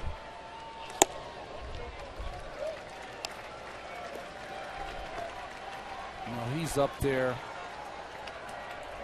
A lot of players around baseball will tell you he's got the presence of a Felix Hernandez, Kershaw, all of those guys.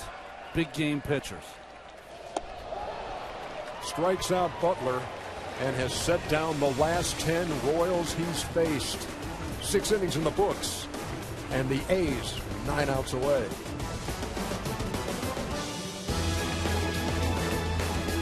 Brandon Moss hit a couple of balls about 1.5 miles. 2 home runs, 5 runs batted in on the night. He will come to the plate second in this inning, and Josh Donaldson takes a strike from Kelvin Herrera.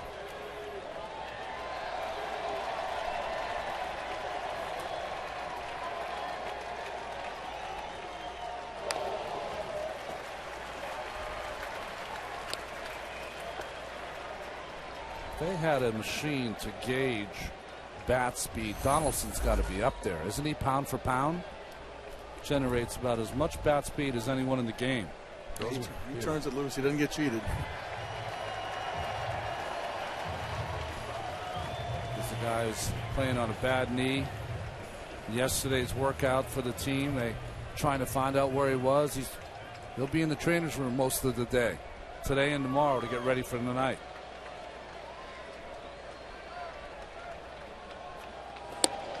Herrera misses with the 0-2.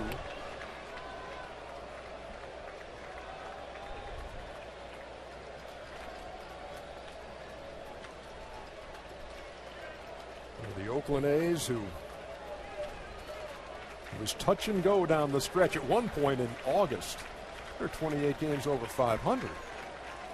And then things started unraveling, where the month of September became very interesting.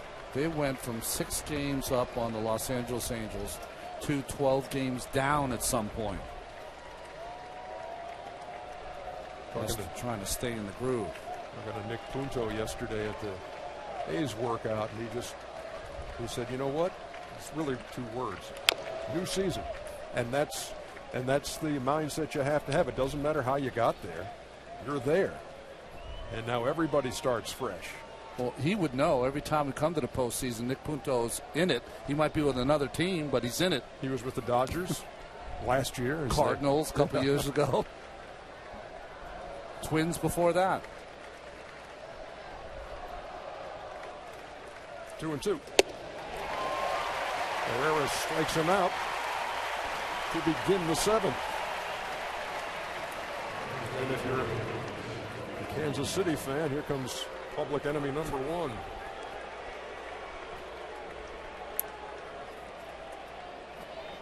We had talked about Brandon Moss before and after the trade of Yoenis Cespedes. Before the All-Star break, 21 homers and 66 runs batted in. After the Cespedes trade, which was right at the deadline at the end of July, 2 home runs and 9 runs batted in. Those home runs coming in consecutive games, September 14th and 16th. He seemed to be the guy most affected by the trade of Cespedes. But here, it's a new season. You wipe the slate clean. Day off and go get him.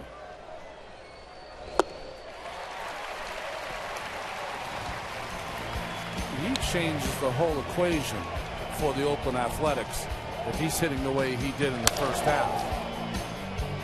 Public enemy number 1. He won't be able to stay on the Missouri side of the Missouri now. He'll have to stay on the Kansas side when they come into play. First A's player with 5 runs batted in a postseason game. They got him there.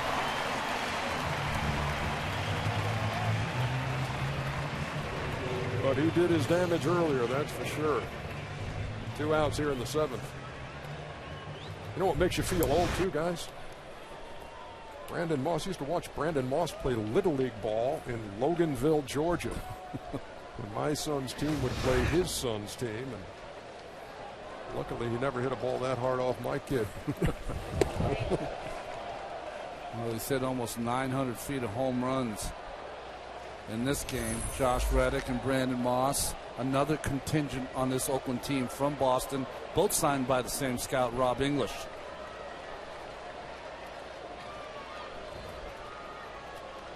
Here's Josh Reddick.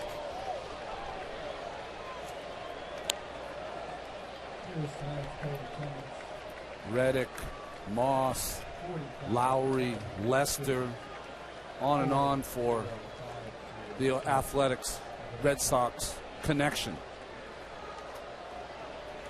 Coco, of course.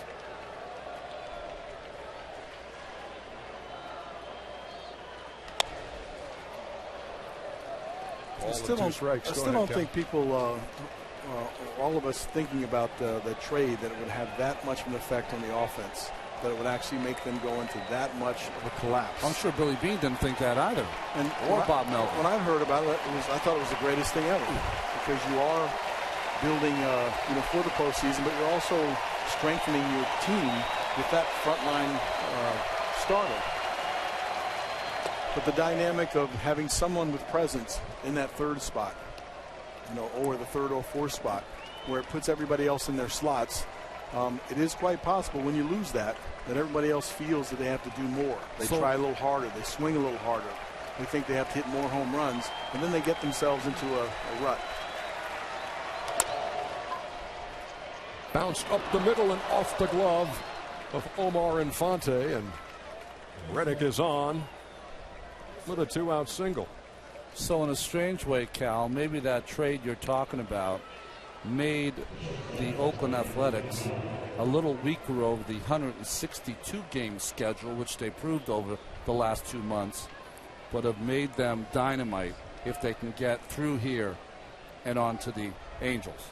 Well, I think that's probably the logic, is that how do we give ourselves a better chance to go further in the playoffs? And there are types of pitchers that you want to ride when you get to the playoffs, ones that can take it into their own hands and continue to pitch under the pressure. And Lester is the marquee player for that. Jed Lowry checked his swing. It's 1-0. John Lester, Johnny Gomes coming to the A's. And Cespedes is the only kind of player that the Red Sox are going to take to give up a guy like Lester and a postseason hero from last year, Johnny Gomes. But you have Sonny Gray, who pitched the last game of the year this year, throws a 9-inning shutout. You got Jeff Samardzija, who he got from the Cubs, who was a number 1A kind of pitcher, but doesn't have postseason experience. So it's going to be interesting to see how he adapts. This man has adapted nicely his entire career.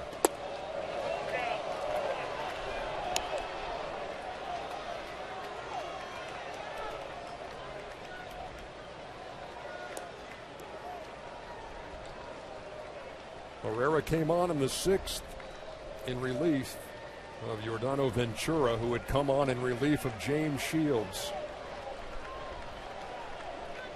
And the game imploded. Moustakas made the stop and threw out Lowry.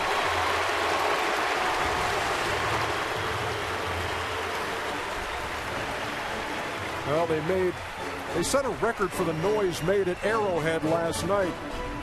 It's going to take a real uprising here at the K tonight.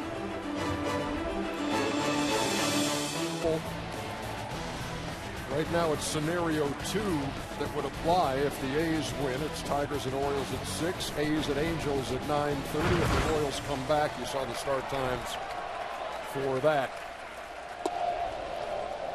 Alex Gordon leads it off in the bottom half of the 7th, and there's a lot of work for the Kansas City Royals to do. And Alex comes out swinging. There's no sense in taking fall behind 0-1, 0-2. You're going to have to hit yourself back into this game. 0-2 from Lester, who has retired the last 10 Royals he's faced. They got to him for a run in the 1st, 2 in the 3rd. And there's a strike 3 call. Gordon strikes out for the 2nd time tonight and is 0 for 3. So, fellas, we talk about the 2 runs in the 3rd, but since then it's been nothing doing against John Lester. And, boy, the Oakland Bats just, when you needed it most, in a very critical inning, the 6th, before Kansas City could load up their big 3, 7th, 8th, and 9th, they blew this game open. Well, to me, the 2 swings. Brandon Moss has changed this game. The Oakland Athletics are a team that are going to take a lot of pitches, which push the pitch count of Shields up. Then they're going to try to hit balls out of the ballpark, which Brandon Moss have done. And at some point, the trade they made this summer that we talked about for John Lester, he would pitch their most important game after final 2 months that were tough. Yeah, the Royals couldn't get past that bridge inning that would have almost guaranteed them a win. And on the other side of that, Lester struggled a little bit for him, but then found it with his off-speed curveball, and then he's been spot on after that. We talked before that for the Royals to win this game, Shields had to get it to the big 3 in the bullpen. He couldn't. Ned Yost chose to go with the starting pitcher all season, Yordano Ventura. And you could see when Ventura came in that, you know, like most young pitchers, you want to come in and throw 1,000. He got behind 2-0, and Moss made him pay. A ball and 2 strikes to the Royals catcher, Salvador Perez. He nibbled at the corner and missed, count even. It's always much easier to talk about a decision after it's happened. But if you look at it, you think, okay, couple choices. You go with James Shields to get you there, or maybe you expand the role of the big 3 out there to ask him to get one more out than they normally do. Josh Donaldson made a nice play on a tricky hop and threw out Perez for the 2nd out. Well, Lester early on did not have his good stuff. I think he was trying to get a lot of the hitters to chase bad pitches, but after that he found his breaking ball. and things have completely changed. I don't know if it's because Soto got hurt and Derek Norris had to come in, his almost like personal catcher, that changed Lester around. I'm sure it's John who did most of it, but it doesn't hurt to have a guy who's caught you all year and understands what you're about. Omar Infante shortened up as if to bunt, and Donaldson on the dead run was playing well back. We look at this stretch, Ronnie, where Lester has retired 12 in a row.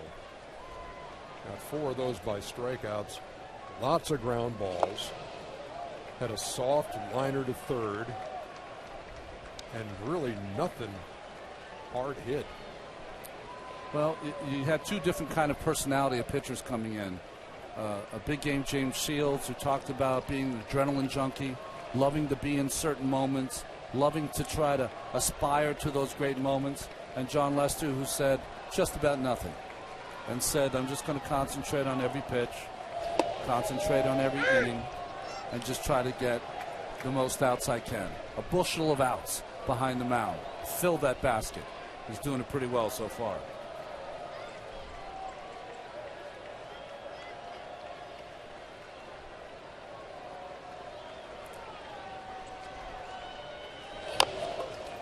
Infante bunts back toward the mound, and Lester, the throw may have hit Infante, or maybe it was just a problem with Vogt trying to catch that. And we'll see if he was in the lane, or if he was running on the infield grass. We'll get a good look.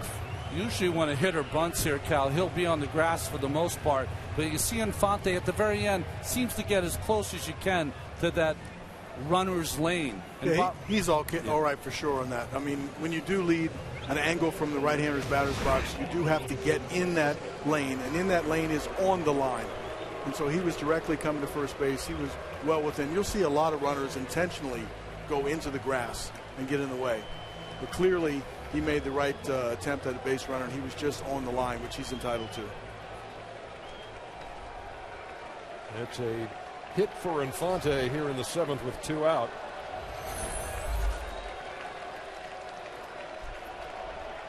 And here's Moustakas. The Royals said that the bunt was going to be a big play for them in this ball game. First one comes in the 7th. Well, early on, they had the luxury of playing for 1 or maybe 2 runs. Now they find themselves down 4. Moustakas to left, and Full puts it away, and that'll do it for Kansas City in the 7th. They get a runner on, can't move him. And Oakland, wild card game as the Giants and Pirates battle it out at PNC. Tune into ESPN, 8:07 p.m. Eastern Time, and I am certain that the atmosphere in Pittsburgh will be just like it was a year ago when they ended the long drought. Great place to watch a ball game, and in that setting it was just tremendous. It was exciting. It was exciting here early on. The crowd is totally taken out of the game. Wade Davis on the pitch and coaxes that lazy fly ball out of Stephen Vogt for the first out. These are not the circumstances that Ned Yost wanted to see Elvin Herrera and Wade Davis working under. What was interesting to see Wade Davis's numbers. Had one of the best seasons. George Brett told Matt Weiner earlier, and Nathan and guys had in the history of the game. Just crazy numbers, 5-1 on strikeouts to walks. But right now, that decision to go out and take Shields out, it's almost like he almost asked Shields if he was all right, but the right arm came up quick for Ventura. Here's Derek Norris.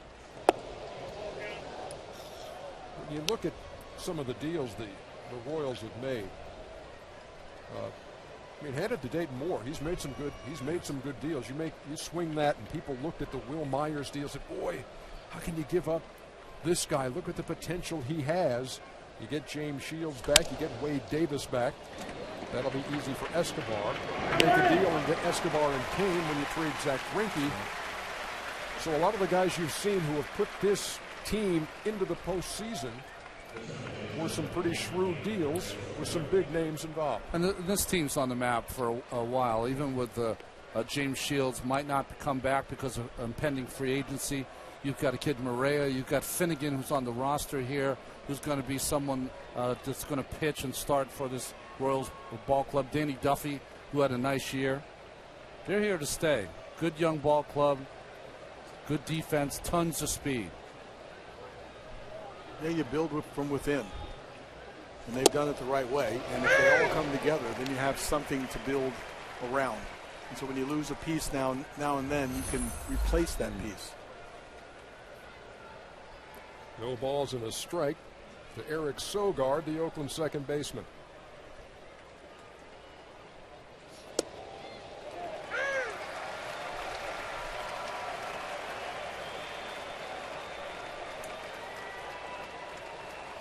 There's a guy who's hit 2 home runs.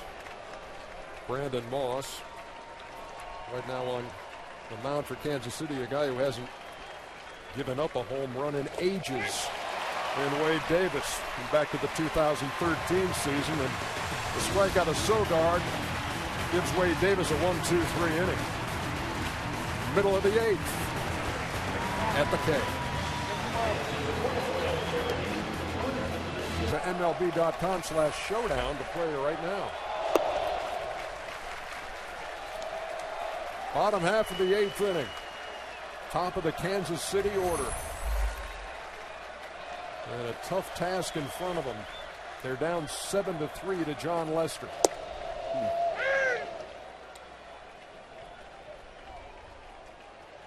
I mean, I know this might sound boring to some people as the rally caps have come out, but your job as especially a starting pitcher, reliever too, is at some point you get your mechanics to a point where you become almost like the mechanical man.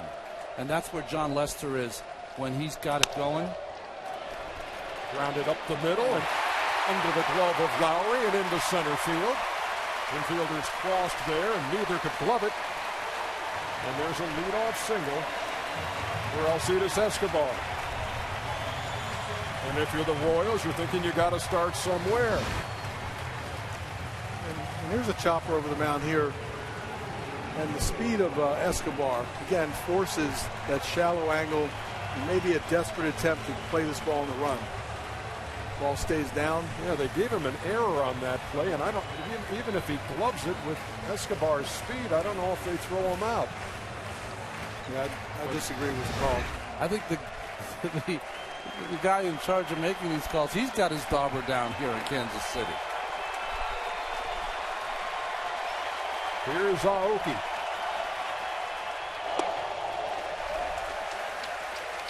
You know, as I watch Lester, you can't help but remind me of Andy Pettitte.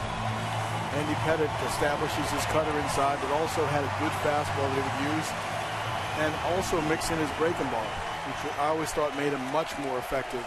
And that's the same kind of mentality on the mound also.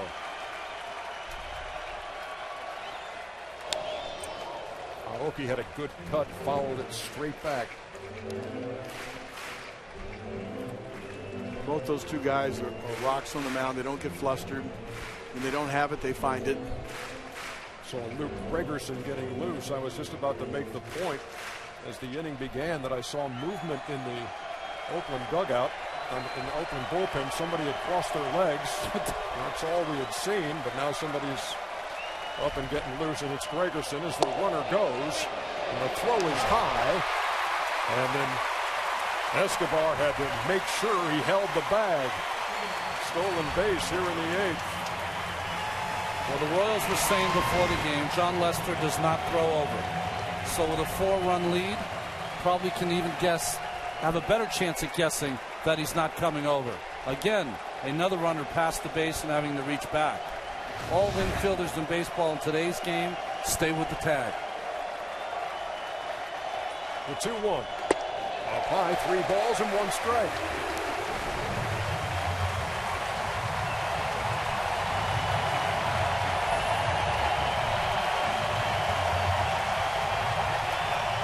the Royals' plan all along was to take him out of his tempo by creating havoc on the base pass. Even down 7-3, they're still employing that strategy. To second. Sogard, nice backhand, throws him out as Escobar moves on to third. But if you have a guy like Lester on the mound, Cal and Ernie, I think that your temperature doesn't go up. You don't even pay attention to Escobar. Got a 7-3 lead here. I'm just going to get hitters out.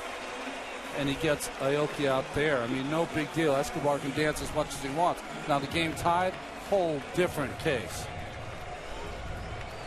This is the first time the Royals have had a runner in scoring position since the third inning. It was in the third that Kansas City took a 3-2 lead in this game after falling behind 2-0. But a 5-run sixth has given Oakland the lead. That's down low to Lorenzo Cain.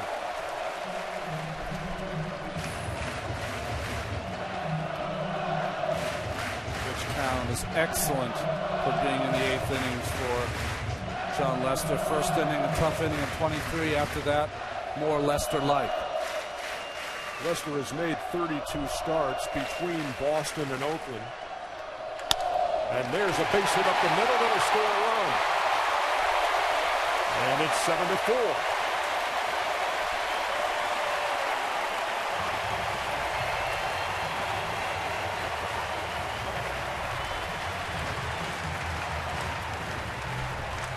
Back to Lester in those starts, 32 between the two teams combined, and at 27 of those, he's thrown at least 100 pitches. So right here, just a simple fastball away.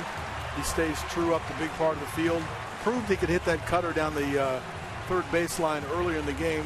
Lester makes the adjustment, so does he. He's gotten 3 balls hit on the ground. 2 have been hits here from the Royals. Here's Eric Hosmer, who has a home run in his career off of Lester. If he runs into one here, we got ourselves an interesting bottom half of the 8th inning. Escobar, who stole the base, was 11 for 11 from the 7th inning on. Cain the same, 16 of 18 from the 7th inning on, stealing a base.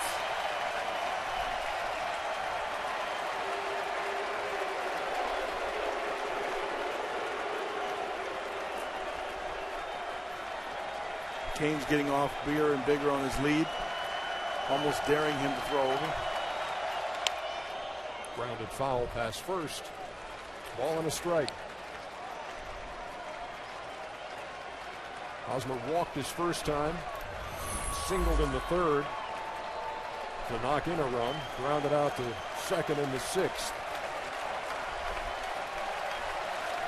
He was thrown out at the plate in a wasted scoring opportunity in the first inning by the Royals. Runner going, grounded to first and off the glove, and they call it a foul ball. Jerry Davis, standing right on the line, made the call on a ball that went off the glove of Stephen Vogt at first, and Ned Yost will come out. Remember, it's where the ball is. Does it go over the bag, inside the bag? Jerry Davis has 31 years. This is his 123rd game in the postseason. The problem you have, it looks like it could have been fair, but Stephen Vogt does not move on first base. So when he got off that bag, he gets off only inches away. So when he dove, almost half of his body was in foul territory. And that play is not reviewable, being in front of the base, correct? It's not reviewable, and it's the right call. I mean, almost the whole body of Vogt is in foul territory. Yes, he did his glove on it. To the fans, I'm sure it looks like a fair ball because he touched it. That's a deceiving angle, though, in the replay. I'd like to see one looking down the first baseline. Down low with the 1-2 pitch and the count even.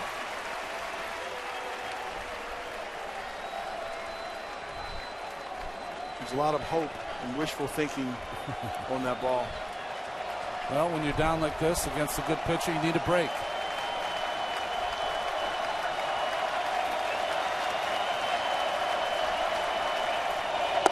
Runner going, the throw, and he's in there. Lorenzo Cain steals the base, and the count full to Eric Hosmer.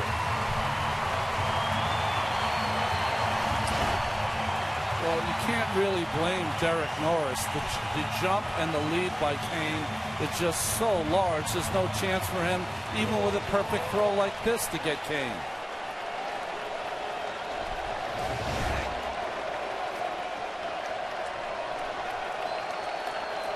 Have to watch Cain at second base now that they've closed the gap a little.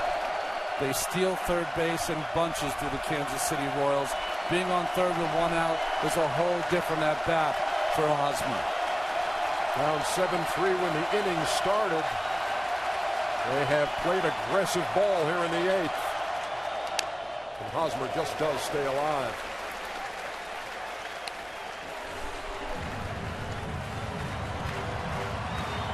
Escobar stole a base and scored a run. Cain has stolen second.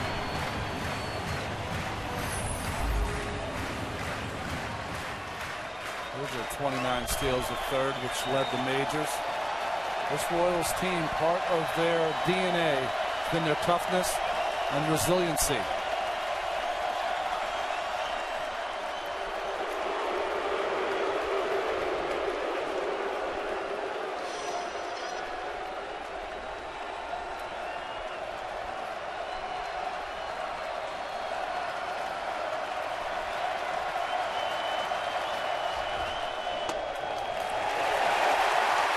They're at first and second with one out and one in. And Billy Butler coming to the plate. And the big guy will represent the tying run. Doesn't look like John Lester will have a chance to pitch to him.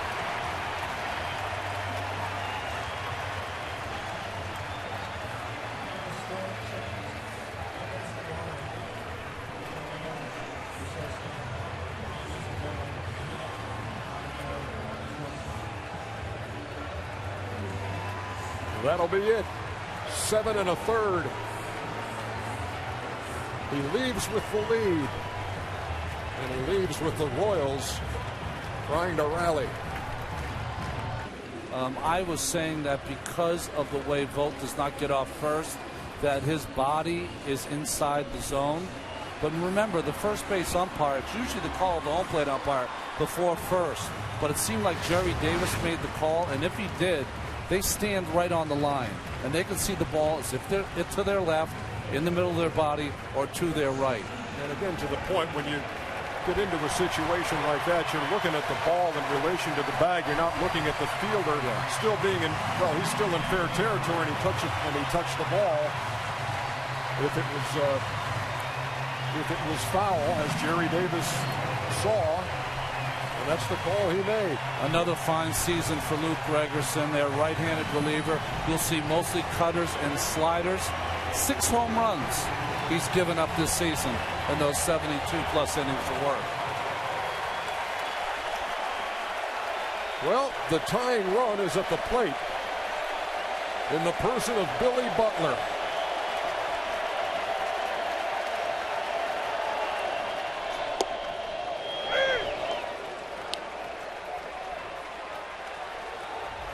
Predominantly a sinker baller, comes out with a slider on the first pitch. John Lester hoping the bullpen can bail him out of this jam. Into right center field. That's going to be down for a hit, and it's going to score a run. Lorenzo Cain crosses. And it's a 7-5 game.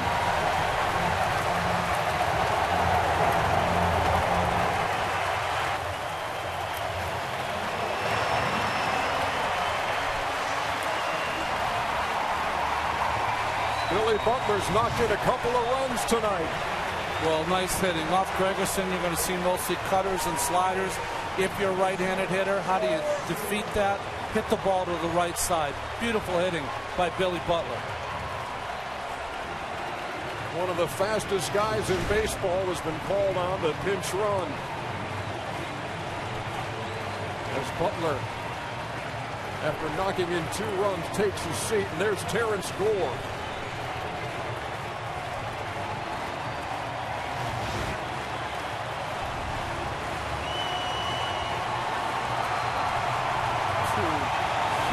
Hits for Butler in this game.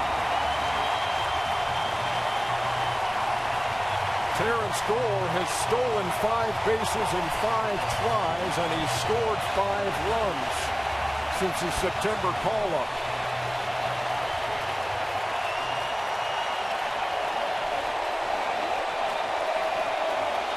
So Gore's at first, Gordon at the plate. And Hosmer standing on third. The Royals are within 2.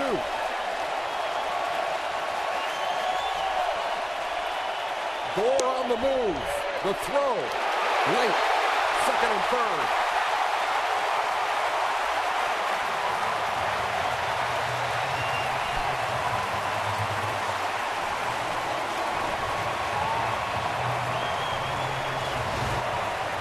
It's taken 7 innings for the Kansas City speed game to come into play in this game, and they're right back in it.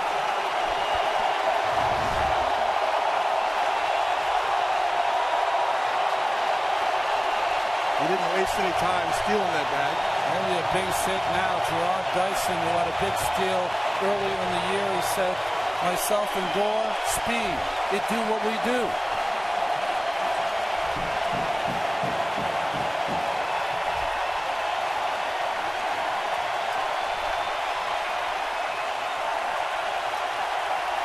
Gordon's the Royals' leader in RBIs, and there are 2 guys out there for him.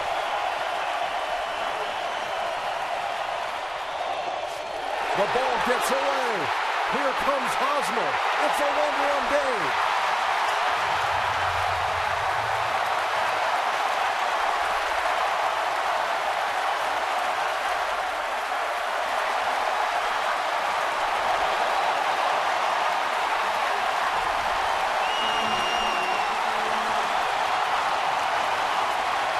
Impossible play for Derek Norris to make.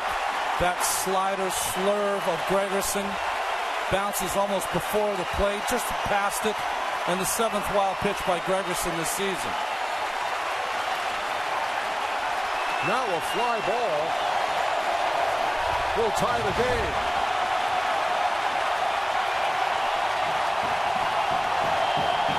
Infield in. Swing and a miss.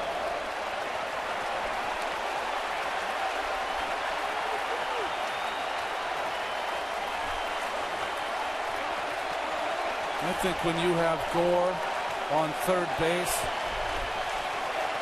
you've got Perez on deck, and he has struggled in the second half. What better time to try the contact play? You've got the best speed in baseball.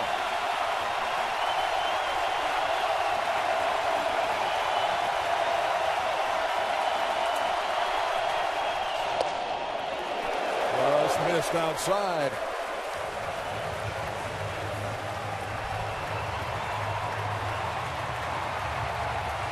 We came to the bottom of the 8th in a 7-3 game with John Lester on the mound. My, how things have changed.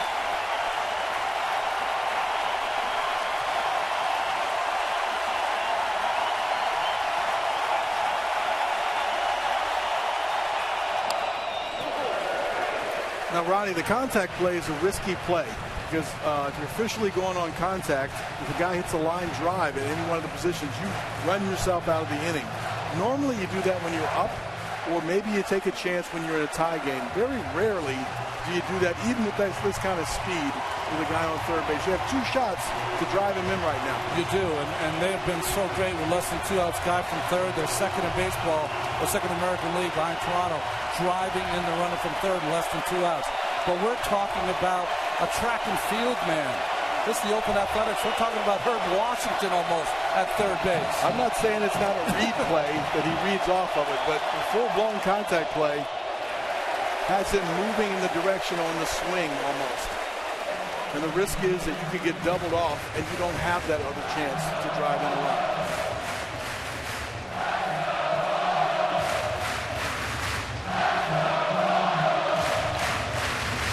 In the mood for a little postseason drama, huh? Love it.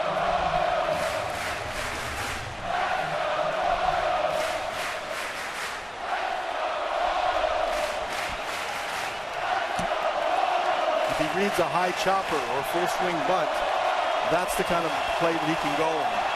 He's got to make the ball get through the infield.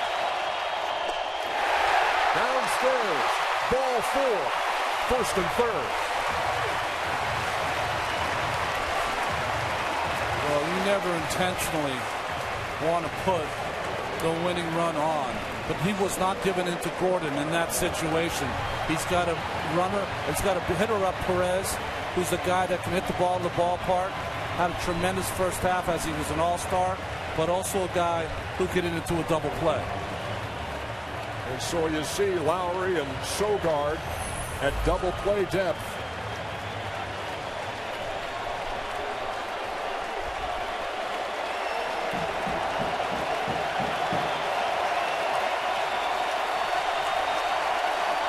Salvador Perez is 0 for 3.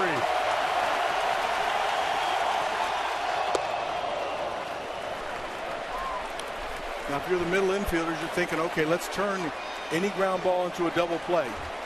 Not a whole lot of speed at home plate. If you're Josh Donaldson down at third, I got to make a decision. Ball comes to me quickly, I still can get a double play, or do I need to take the out at home plate? Perez, 22 grounded into double plays this year.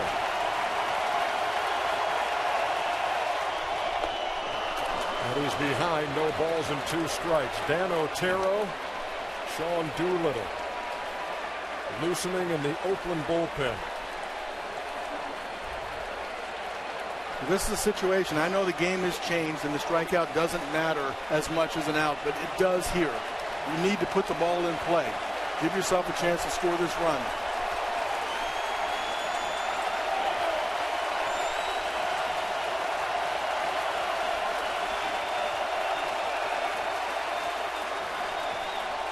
Gordon going, strike 3, 2 out.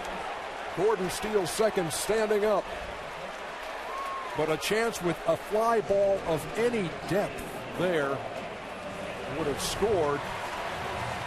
Terrence Gore. Well, I think Cal described it right. I don't think Salvador Perez cut down in his swing at all. He had one swing. He wanted to try to hit the ball in the gap or out of the ballpark, and Gregerson was not going to give him anything to hit.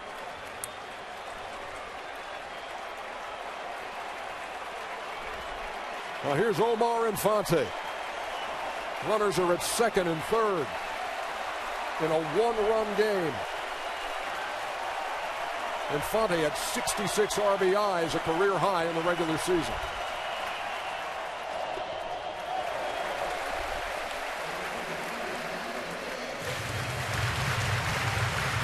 Four stolen bases by the Royals this inning to get back into it. Of the 3 outfielders, Sam Fold in left, Josh Reddick in right, tremendous arms. Coco Crisp, accurate, but doesn't have the same arm as those 2 outfielders.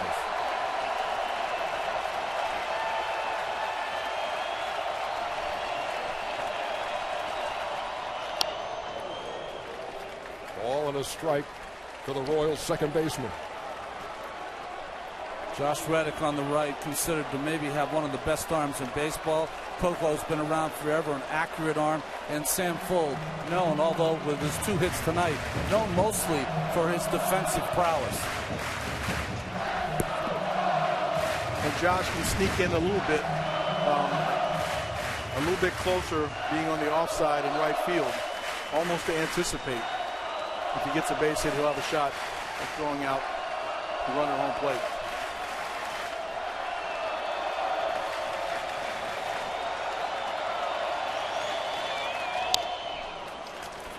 back, and Gregerson ahead. Ball and 2 strikes. There's some pitchers that set up their pitches, move the ball in and up and down. Luke Gregerson does one thing, and he does it well. He throws you that pitch that looks like a fastball, and it cuts or slides on the outside parts of the right-handers. Yeah, based on the swing so far, you have to get another breaking ball here. And you have to hit the ball to up the middle or to the right side off Gregerson. Well, that should be your approach. Omar hit the ball at the end of the bat and was fooled. So he needs to make the adjustment to protect against the breaking balls. Struck him out. Infante goes down swinging. Back-to-back strikeouts for Gregerson. The Royals score 3, but leave the tying run 90 feet away. We head to the 9th.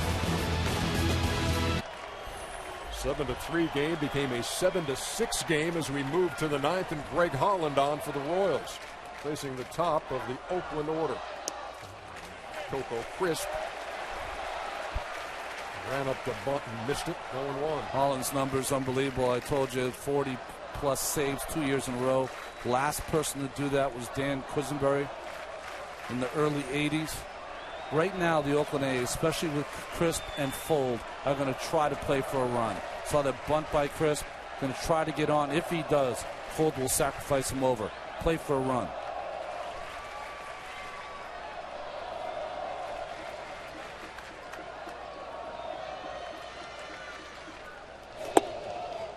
Crisp singled and scored in the first. Also singled in the 6th. Knocked in a run as the A's scored 5 runs and erased a 3-2 deficit. Holland has that unusual style. When he gets in the stretch, he'll kind of take the ball out of the glove and show you, almost like a magician. See what I got in my hand? And then it disappears. Nothing up my sleeve. Presto.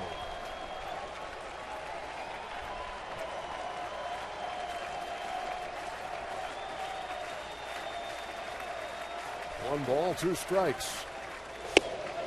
Count even.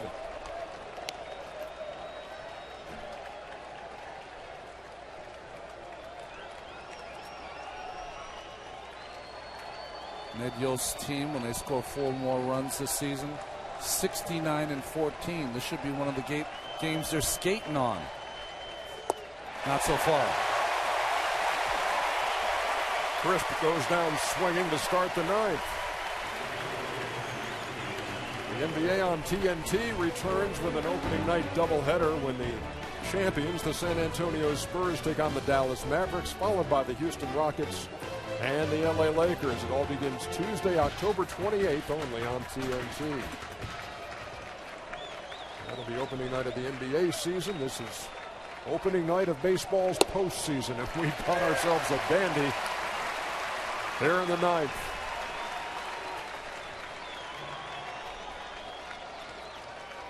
Sam Fold has a couple of hits, has scored a run.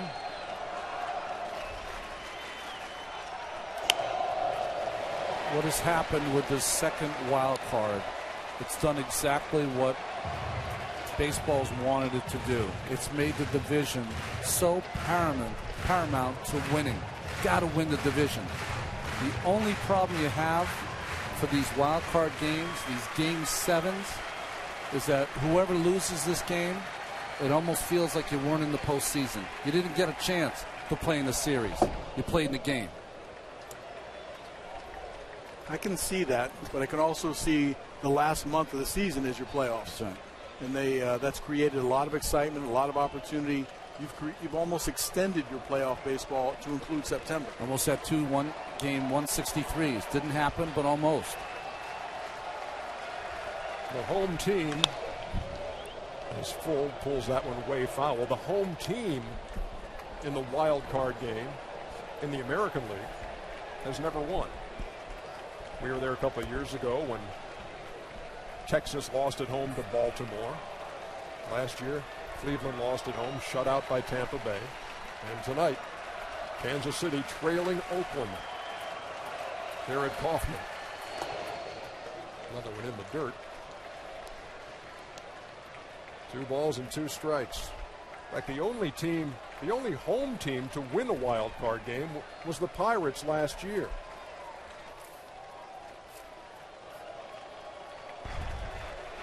The Pittsburgh fans will tell you just by chanting Cueto, they changed the outcome of that game.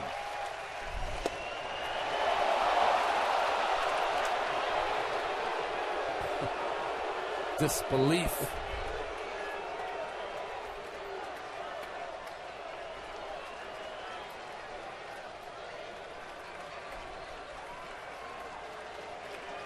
Holland to fold, and he walked him.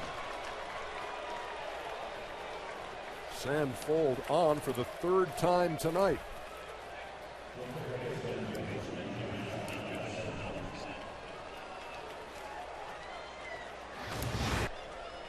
Holland wanted this pitch, fastball away. Does it hit the corner? Pitch track says no.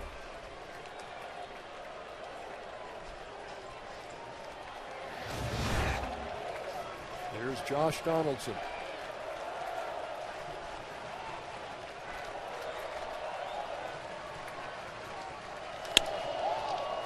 Well hit to left. Gordon has plenty of room and makes the play for the 2nd out.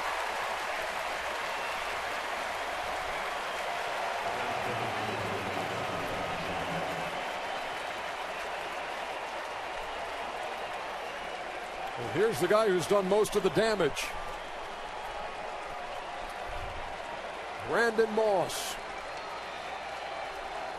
2-run homer in the 1st. 3-run homer in the 6th. You got 2 options here if you're Sam Fold. Is Brandon Moss having a Reggie Jackson night? Or should you steal a base? 21 stolen bases this year and get in scoring position.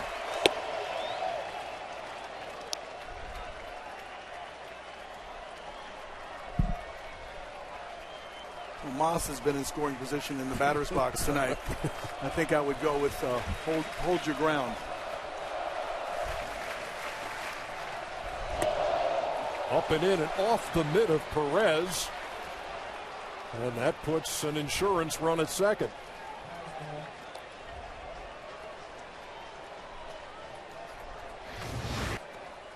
Perez charged with a pass ball. Well, I didn't think of option number 3 for Fold. That was a pass ball or wild pitch. Holland had 9 of them this year, but that ball right out of the glove of Perez and gets Fold into scoring position. And that might effectively take the bat out of his hands right now. You can pitch careful with first base being open.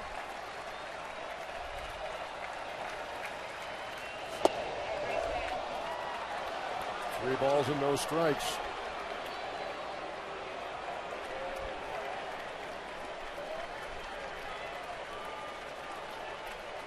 And they will go ahead and put him on, so runners at 1st and 2nd.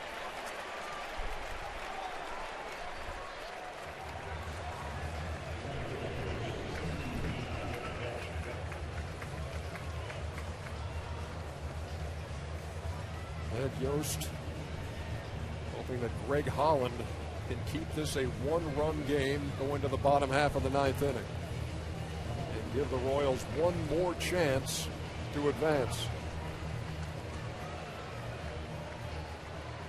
Small sample, but it is off a closer and one of the best in baseball. 2 for 4, Reddick off Greg Holland.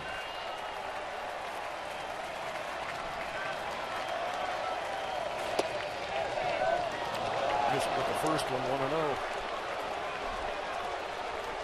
Sam Fold is at 2nd. He walked with 1 out, advanced to 2nd on a pass ball, and set up the intentional pass to Moss, who leads from 1st.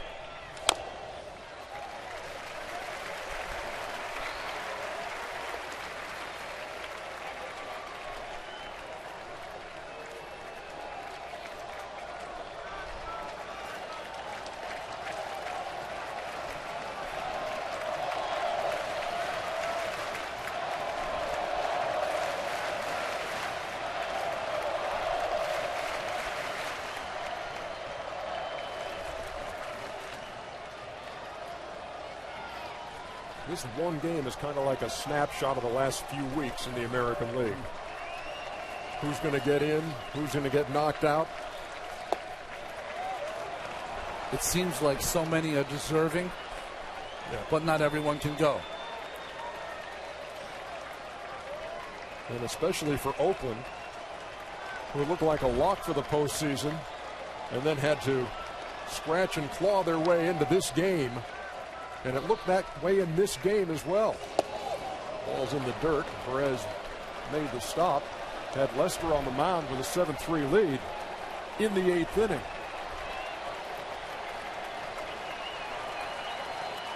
Well, if they hadn't given up those runs, if Moss had not had such a big day, that speed of the Kansas City Royals would have played.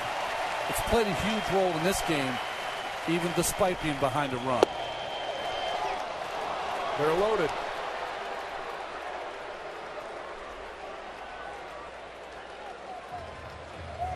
Dave Island, the pitching coach, going to come out to calm down Holland. Not used to pitching in these situations at home. Used to pitching in a lot of tied games, but very rarely coming in with his team behind.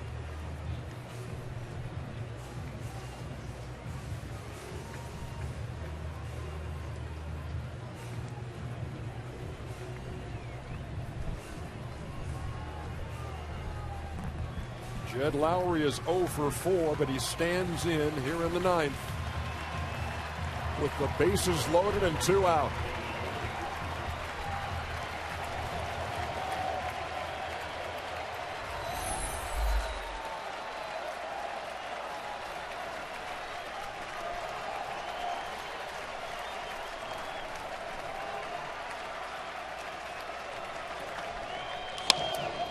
In the air, right field. Aoki is gone. And the Kansas City Royals escape a bases-loaded jam. They're 1 down going to the bottom of the 9th. We'll be back. Great pitching by Gregerson. Top of the 9th. Josh Willingham, bottom of the 9th. Josh Willingham to pinch hit for Mike Moustakas. And Sean Doolittle, the A's closer, is on.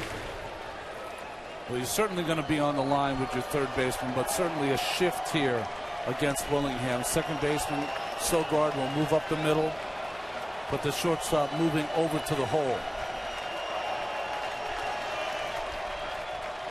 Well, this just seems like a normal shading besides a pure shift, because everyone's staying home except the left side of the infield, so they must have some information that he pulls the ball to the left side, but you got to still play him true on the rest of the diamond.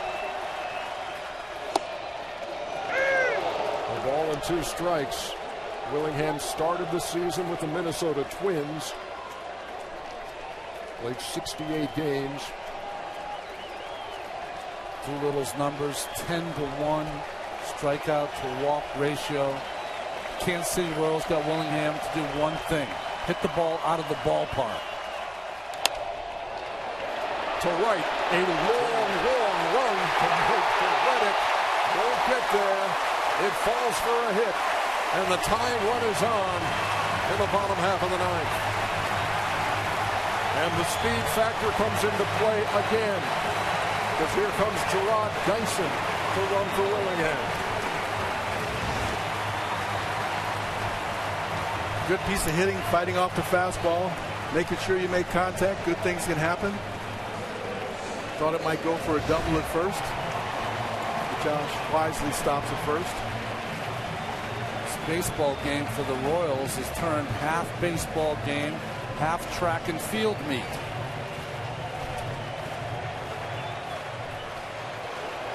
And we're about to watch the 90-foot dash. Doolittle throws over. As opposed to Lester, Doolittle will throw over.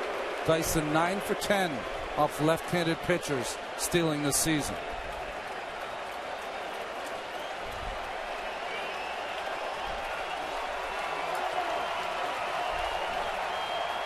Escobar shortened up to bunt and took a strike, 0-1. And Dyson also has stolen the toughest bases to steal. From the 7th inning on, he's got 22 stolen bases, which leads the major league. A lot of people can pile up stolen bases when they get them when they don't count. Dyson gets them when they count. 36 bags this year. The bunt by Escobar right back to the mound. Doolittle will go to first. And the tying run moves up 90 feet.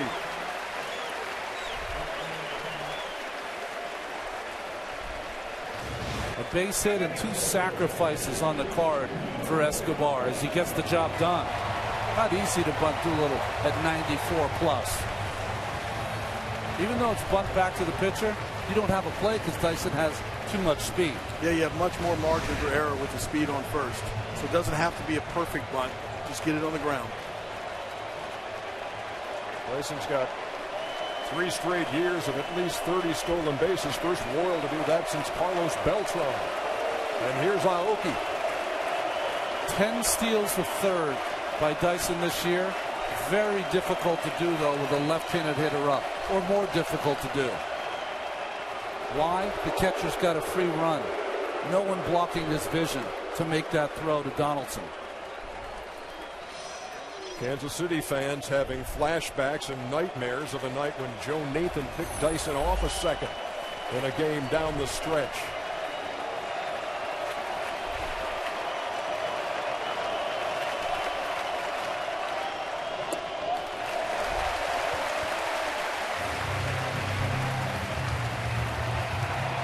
Mike Jorschley, third base coach of the Kansas City Royals. This is his first year in the big leagues. And he's in a playoff game coaching third. He played 999 games in the minors and managed more than 2,000. And now he's in the bigs, and you talk about a big moment here in Kansas City. He had 162 games to practice. I'm sure with Dyson on second and a base hit, he's usually waving that left arm.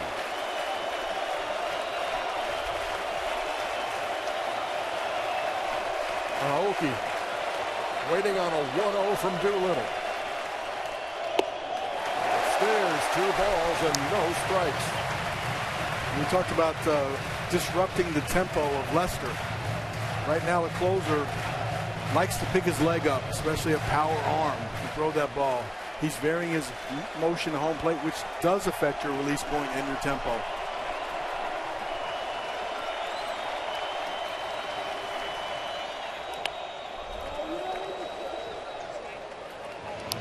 Well, usually this matchup would favor Doolittle, but Aoki this season, 363 off left-handed pitching.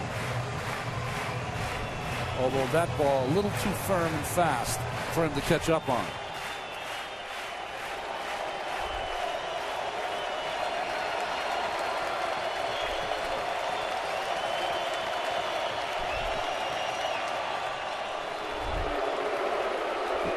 The issue you have here is that Sogard, the second baseman, has to keep the runner Dyson so close that there is a huge hole between Vogt and Sogard, between first and second.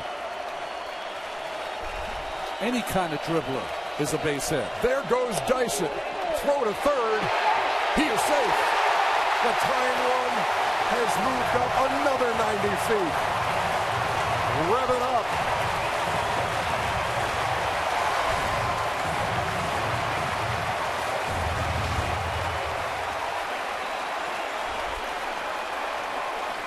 Gets a good jump, picks the right pitch. They just did the inside move. You could see the signal that Dyson could also see from second base. He was pretty confident it wasn't coming in his inside move. He was moving so fast he could start his slide about 20 feet from the bag.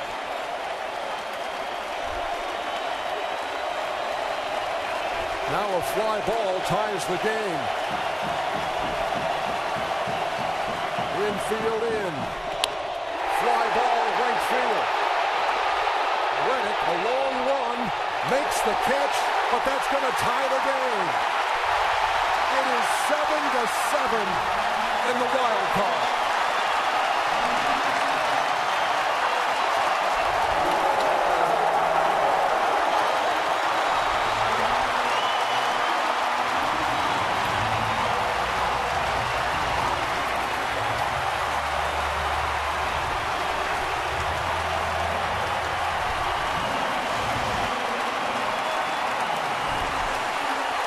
6 stolen bases tonight. What a reaction from that bench. Great bat by Aoki. Dyson with the big steal. Who said stolen bases aren't a big part of today's game?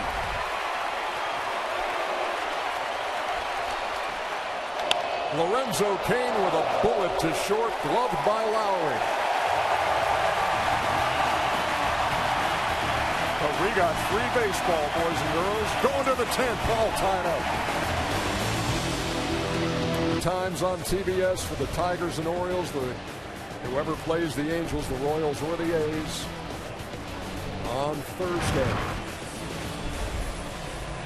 Man, alive, what a game this has been. Whoever does win it, Ernie, is going to have earned it. That's for sure.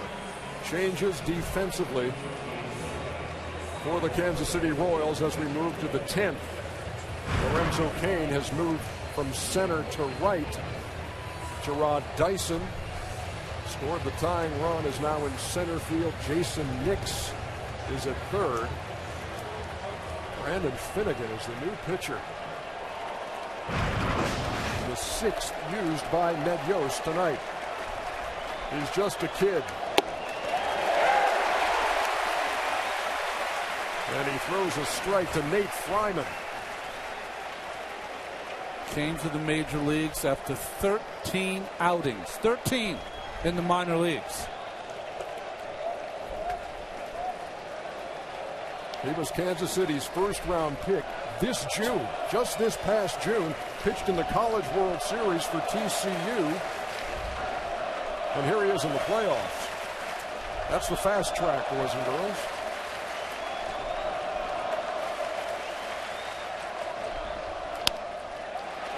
Popped up behind second. Who wants it? Dyson. One down.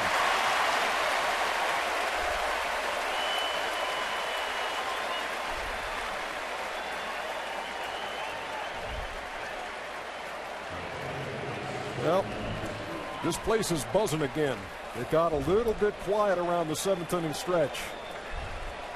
But an 8th inning rally got them interested again, and then tying the game in the 9th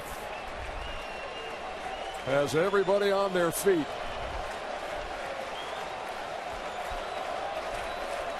Here's Derek Norris.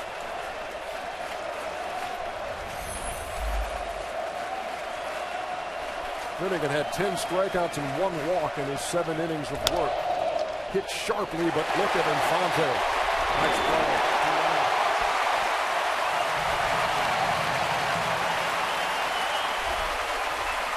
Came into this game talking about John Lester and James Shields. Neither is going to be a factor in this game. It's been Oakland's power against Kansas City's speed. And we're all tied up.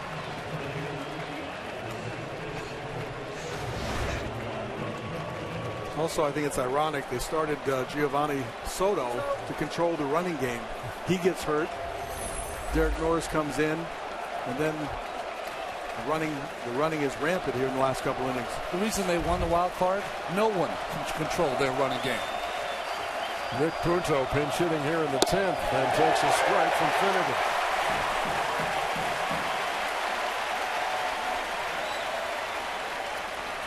Finnegan's only 21 years old.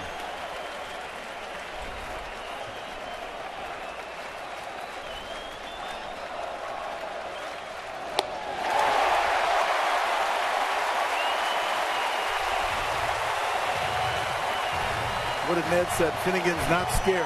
He doesn't appear to be scared right now. It doesn't seem like he can get enough air in, but it doesn't really matter because he's still throwing strikes. He'd spit right now if he could.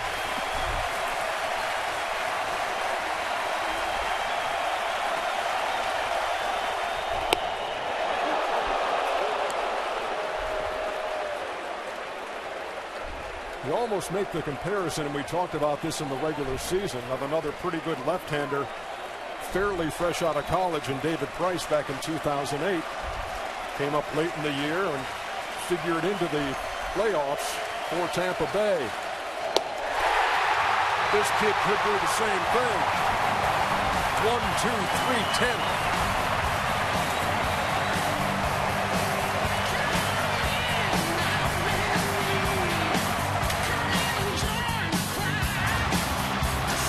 a star in Japan.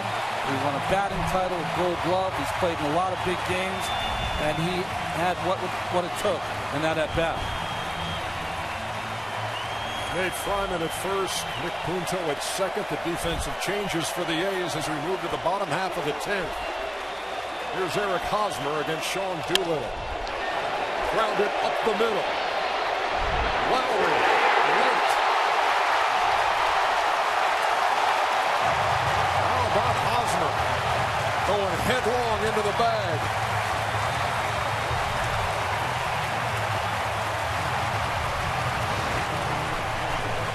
Another one of those choppers right up the middle. Hosmer smells it going in. And it used to be a head-first slide would maybe steal a call, but there's no such thing as stealing a call. He just wanted to get there.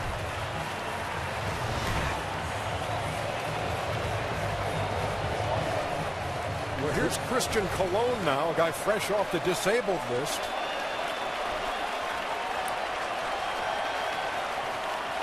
And he will square and lay it down.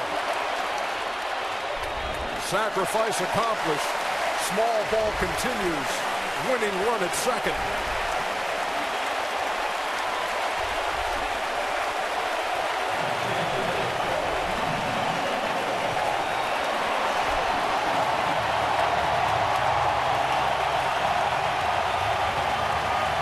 And the spotlight shines on Alex Gordon.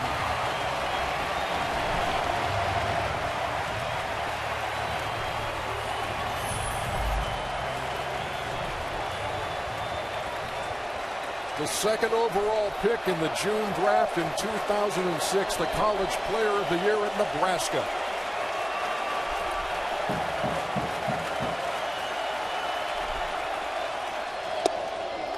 Takes a strike. He came in talking about 29 years without being to the postseason. Well, Alex Gordon's been their best player through a lot of that. And here got a chance to put them into the division series.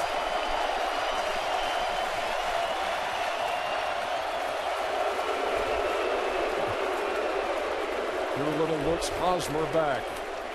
Bob Melvin's team had a 7-3 lead going to the bottom of the 8th. Now it's 7-7, bottom 10.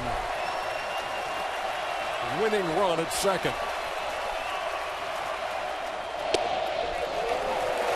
That was close. Ball and a strike.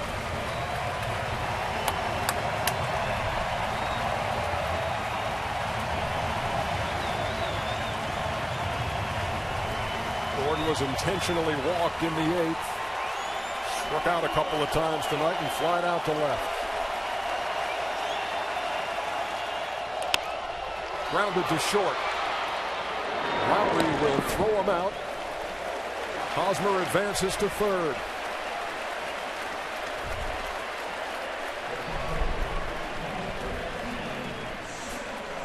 And here's Salvador Perez looking for redemption. He's 0 for 4 with a couple of strikeouts, and that second one was huge in the 8th inning. Tying run was at third, and he couldn't put the ball in play.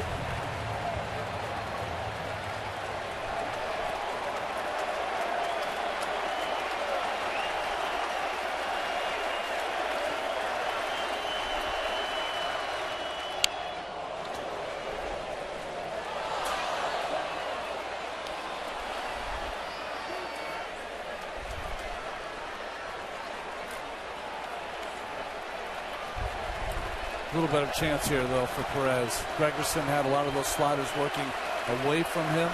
You're going to get a lot of hard stuff from Doolittle. Perez led the team with 27 two-out RBIs. And that is going to send us to the 11th inning. The ground out to Punto ends the threat.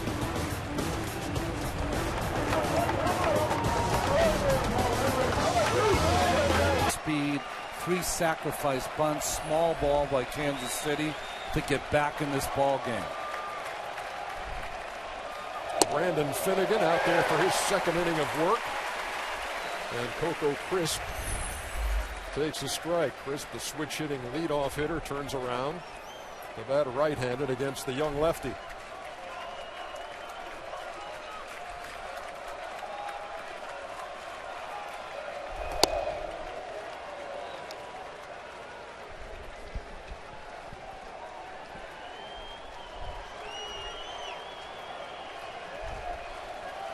Coco has a couple of hits, has scored a run, has struck out twice. Breaking pitch fouled away. 1-2. Well, we've seen all three pitches from Finnegan so far. That good fastball, 92 plus. He's thrown one at 96. Curveball and changeup.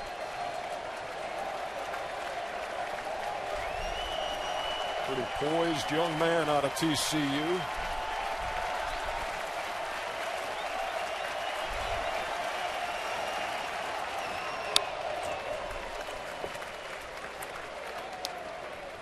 He was Kansas City's first round pick and number 17 overall in June.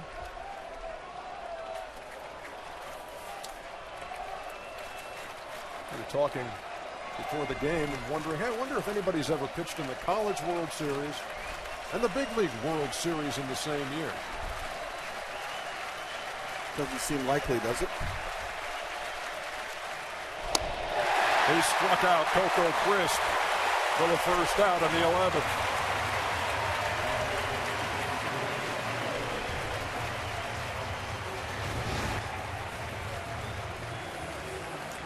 This was the foul ball previous pitch. Crisp kind of fell over.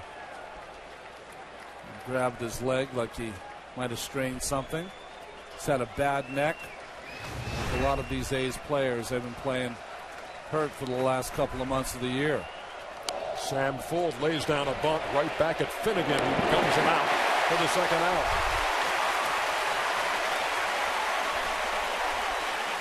Small ball only works if you wear the color blue tonight.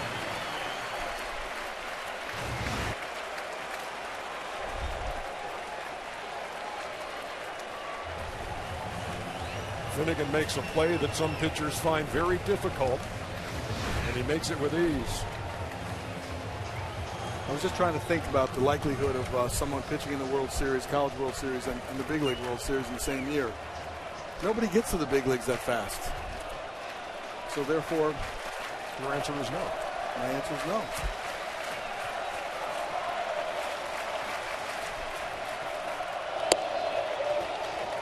We got Hal, the computer at Elias, working on that right now.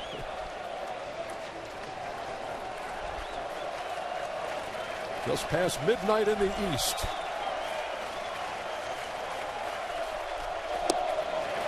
That's pretty. 1-1 to Donaldson.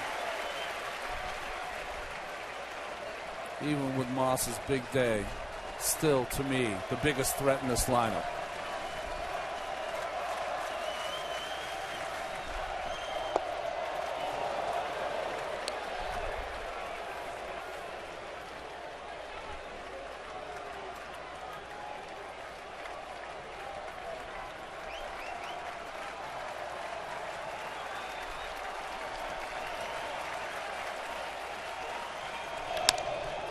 Well hit to left. Gordon on the run, cannot make the play. And Donaldson, after a big turn, will stay at first. The key there was Gordon keeping the ball in front.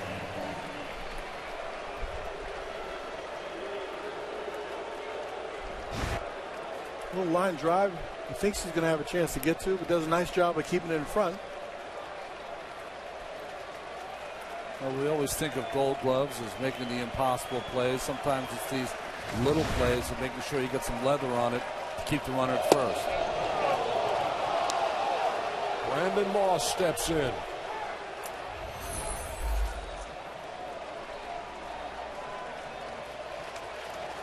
Two-run homer in the first off of Shields. Three-run shot off Ventura in the sixth. Now facing Finnegan in the 11th and takes a strike. Count even a ball in the strike.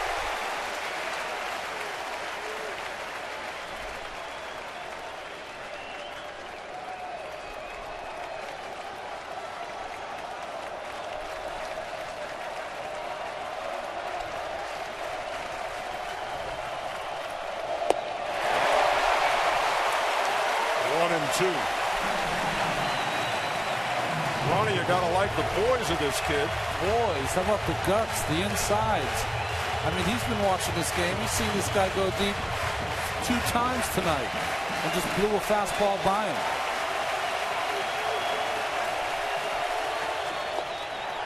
Breaking pitch missed, count even.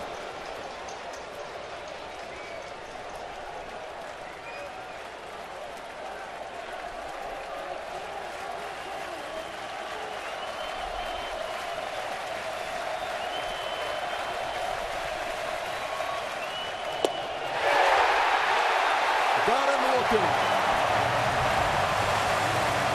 We head to the bottom of the 11th.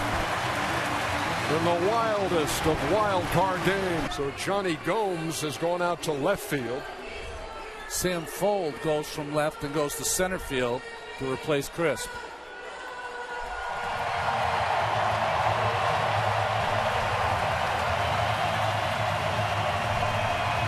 Dan Otero is the new Oakland pitcher. Omar Infante will lead it off in the bottom half of the 11th. So this is what you have to protect yourself against when you're picking your roster in this one game. But this, you got to protect yourself against this going deep into extra innings. So you do have to take a little bit more pitchers than you think, and you can't use your guys up so fast. I was asking both Melvin and Ned Yost about this scenario. If it went into extra innings, they both looked at me cross-eyed, but sometimes it happens. Otero with 72 appearances out of the Oakland pen this year. ERA of 2.28. He was 8-2.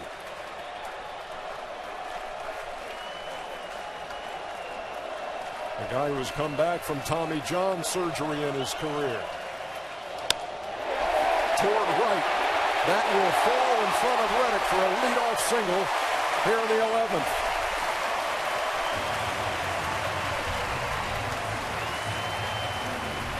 In between innings, Brandon Finnegan and tonight's starter James Shields.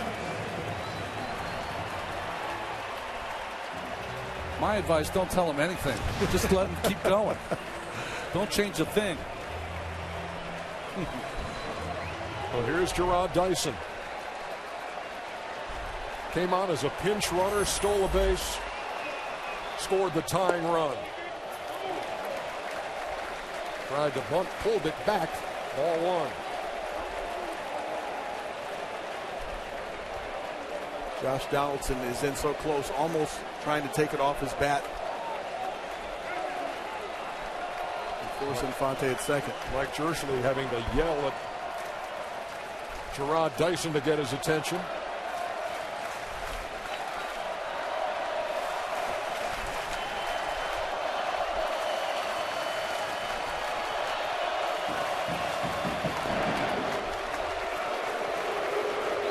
You got to look for the sign.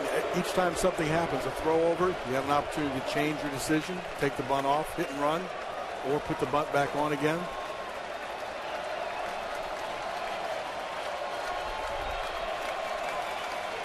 Donaldson creeping in again as Dyson takes inside. 2-0.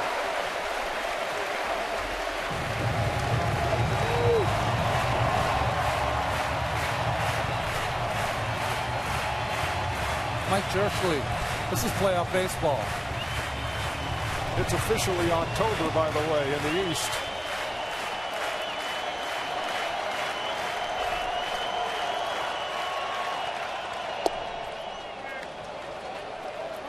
Two balls and 1 strike.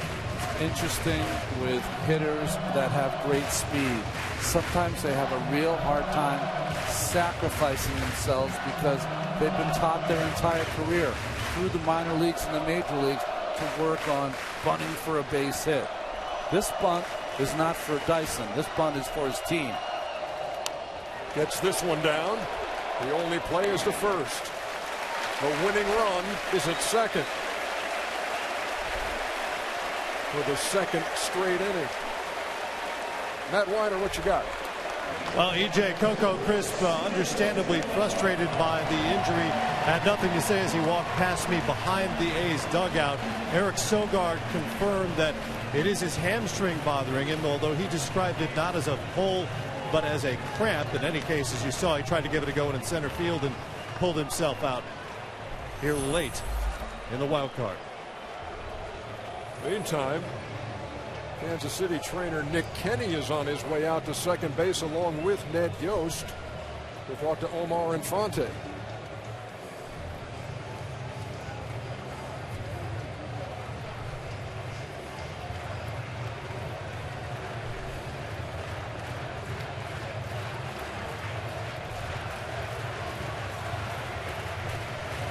See if anything happened on that play on the sacrifice as he moved to second.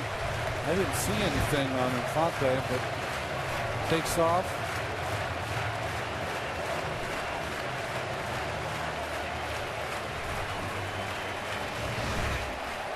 Well, Infante's going to stay in there. And here's Escobar.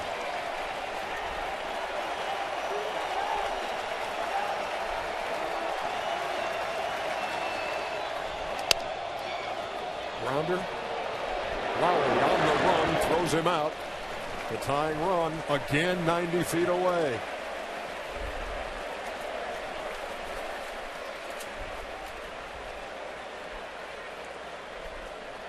Meant to say the winning run, obviously. 90 feet away. They had it there in the 10th as well. Then it was Hosmer.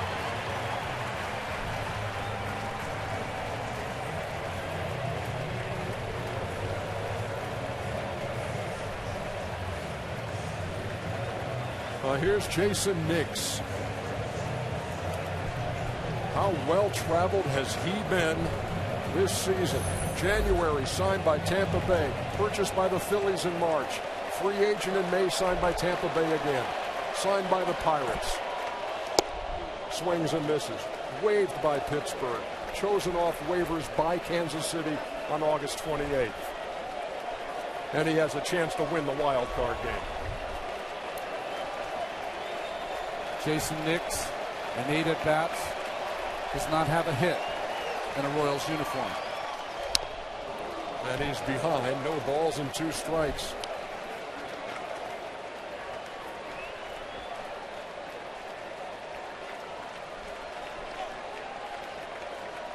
Omar Infante, the winning run at third. Led off the 11th with a single.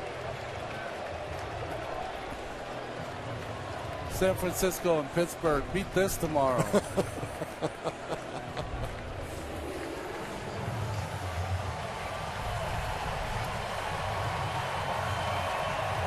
one wild pitch for Otero all season long. Usually impeccable control.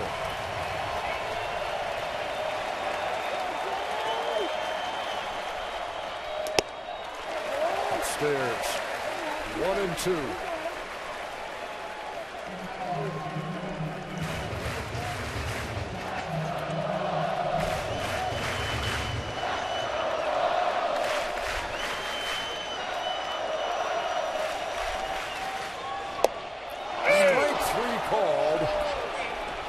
To end the 11th.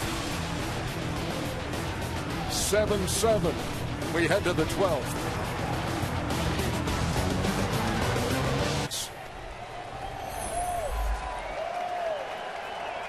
Top half of the 12th. Brandon Finnegan still on there. And Josh Reddick takes the ball 1-0.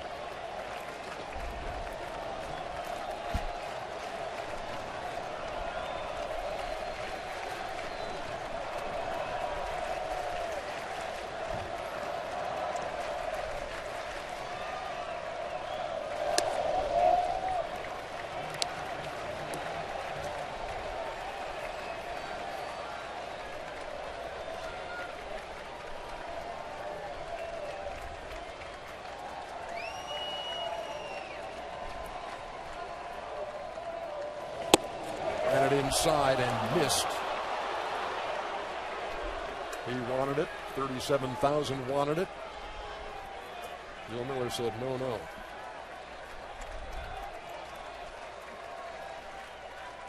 3 balls and no strikes.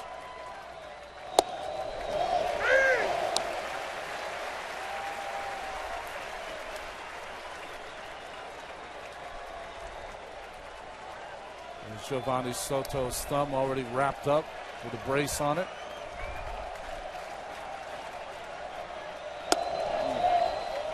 The leadoff walk in the 12th for Josh Reddick.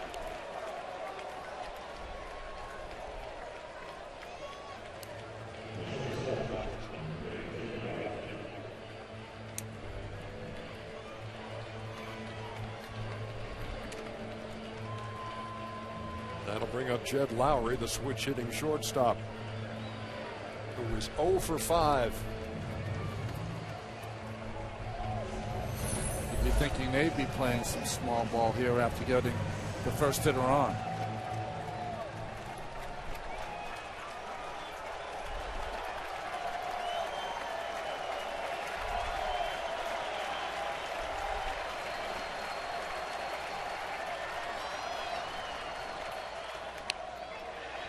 Gets it down. Nix throws him out. Go ahead run at second. Ball hung up for just a second. Well, that didn't surprise Nix. I think Nix had to play it kind of back just in case they weren't bunting. If he knew it was a definite bunt attempt, he would have been in a little more aggressive and would have caught that ball in the air. I was a little surprised that they weren't anticipating bunting. Ned Yost going to the pen.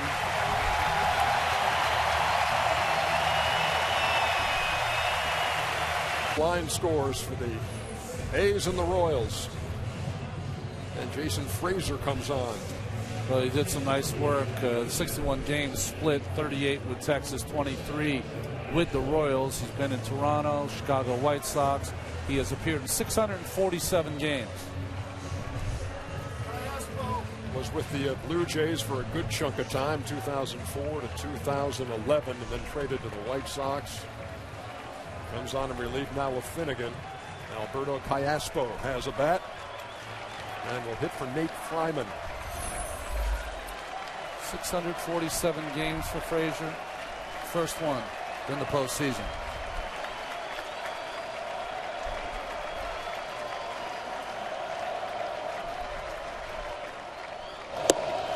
Callaspo takes a strike. One of 6 switch hitters on the Oakland roster for this game. Of course, Bob Melvin or Ned Yost can change their roster for the ALDS beginning Thursday.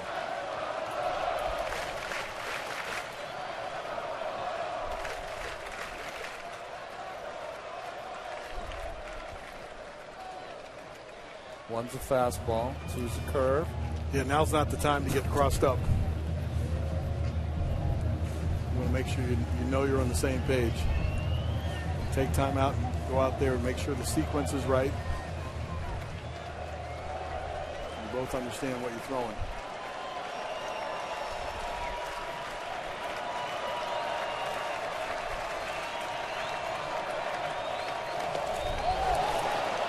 Ball gets away, and the runner moves up to third. That is huge.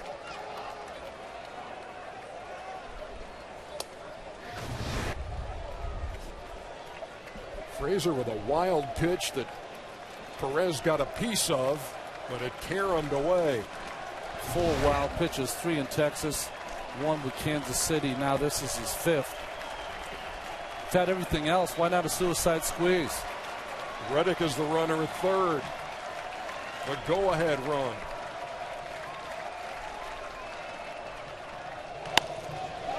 Popped up by Callaspo. On top of the A's dugout.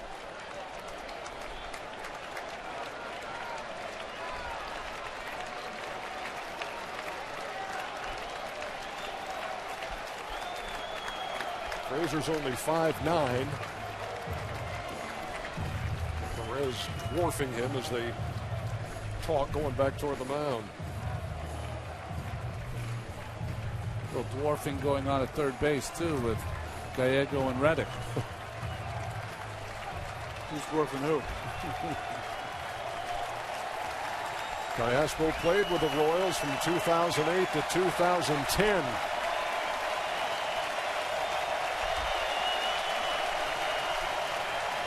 The further you get in, the more evenly spaced you are. Slapped into left field, and the A's have the lead. Alberto Cayaspo delivers in the 12th, and it's 8-7. What a nice piece of hitting. Cal, one of the most unlikely guys to get a hit for the Oakland A's, struggled down the stretch. Yeah, 0 for his last 14, big time to get a hit, but 4 for his last 50. Guess he was due. What did we say? New season, wipe the slate clean.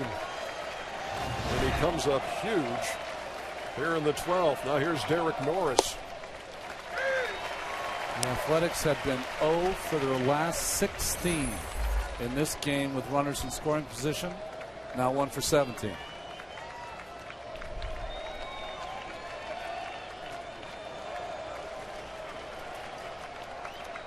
Norris did not start this game behind the plate.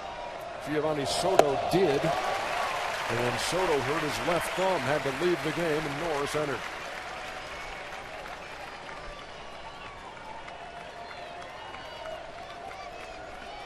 Soto again, my mistake. Cayaspo had been 0 for his last 16 with runners in scoring position, not the A's, of course.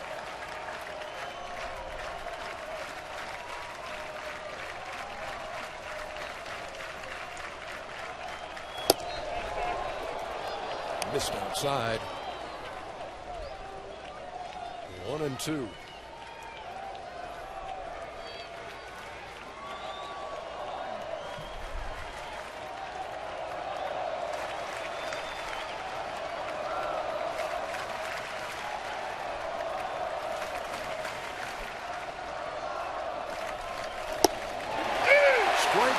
Called.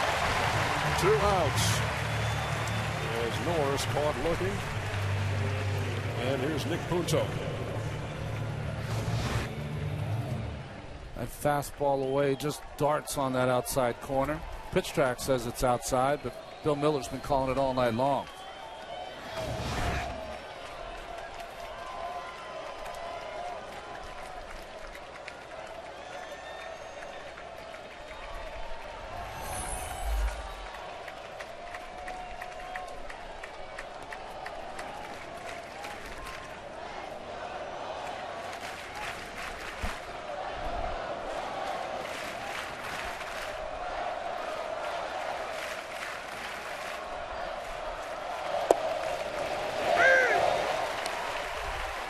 There's a strike to Punto. So position players that have not been used by Bob Melvin. Andy Perino and Billy Burns. And Adam Dunn, who has played 2001 regular season games, but never in the postseason. And he hasn't had a chance in this game yet.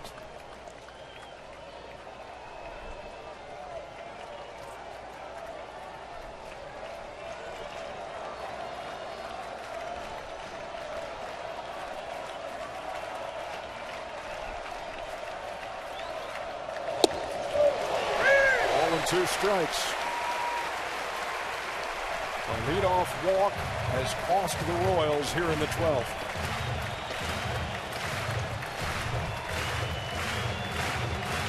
He walked. He was sacrificed to second, advanced to third on a wild pitch, and scored on Alberto Cayaspo's run-scoring single.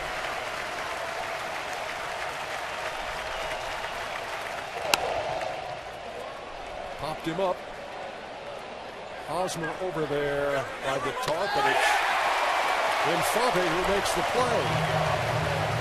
That'll do it for the A's, but they break the tie and take an 8-7 lead to the bottom of the 12th.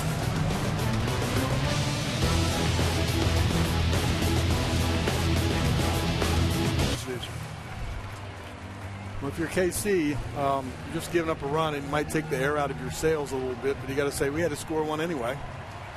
So we'll get one, let's get two.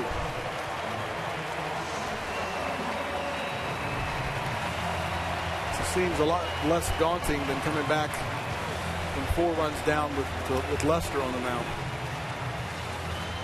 Lorenzo Cain will lead it off. Eric Hosmer is on deck as they face Dan Otero.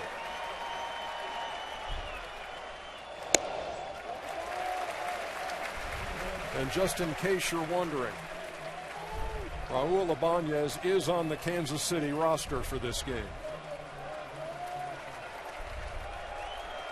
He has a knack for some October magic. Ball and a strike.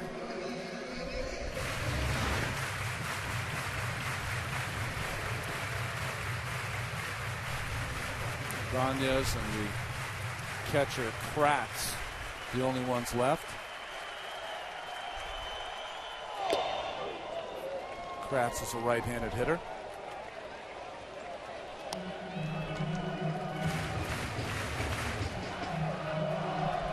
They just played that little ditty that they will play at ballparks. Everybody clap your hands. I was saying, what do you think they've been doing for 4+ hours? I know it's been said a lot, and a lot of times it's maybe overused, but nobody's left this place. Even when it was 7-3. Rounder wide at first. Castro made the play in the throw to Otero. 1 down. 6 stolen bases by the Kansas City Royals. Incredible magic to get the game tied.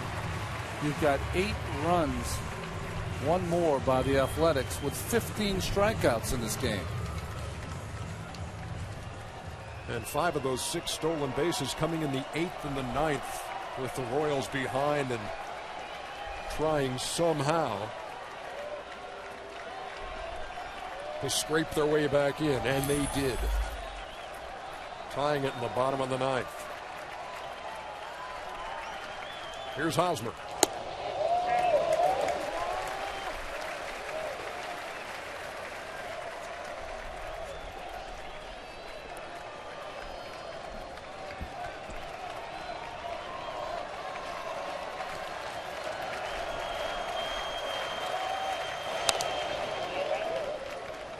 Strike. Hosmer's got pop. He hit 9 home runs this year, knocked in 58 runs, has scored a run tonight, knocked 1 in.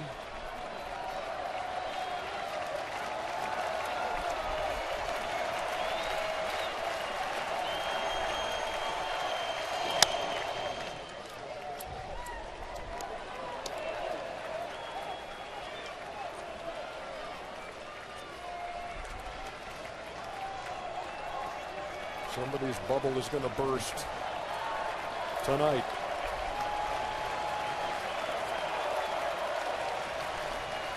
.162 becomes 1 sometimes.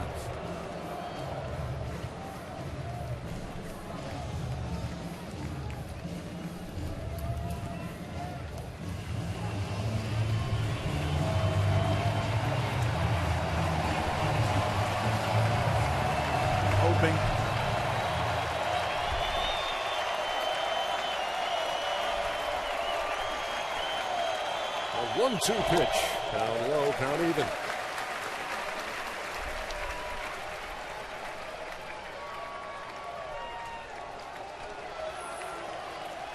Christian Colon waiting on deck.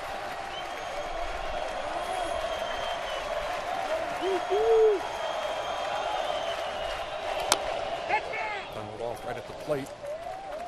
And it stays 2-2.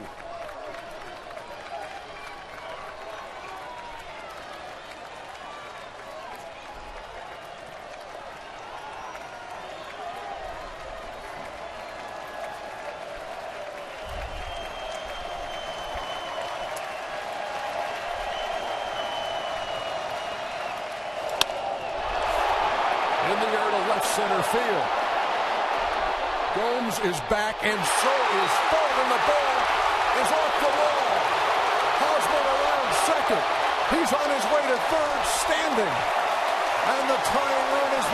feet away. What an at-bat. Fouls off tough pitch after tough pitch. He drives the ball to left center field. Whenever I see a ball go up in the air when it's in left center, I figure Sam Fold's going to make this play. One, great hitting by Hosmer. Great at bat. Shows great power. But no, too high off the wall for either Fold or Gomes to make a play. Great hustle by Gomes. Hosmer could have went all the way around. A one-out triple.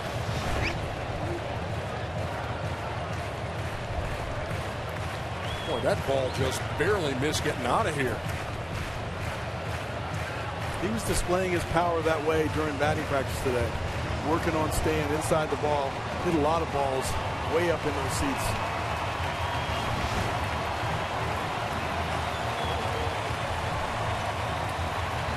It's off that padding above the board. Well, here's Colon with the tying run at third.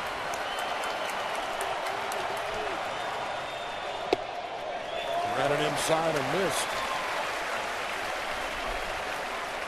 You wouldn't put the squeeze out of the equation right here either. Especially when Colon hasn't looked for the signs until right now. Now he's stepping out of the box.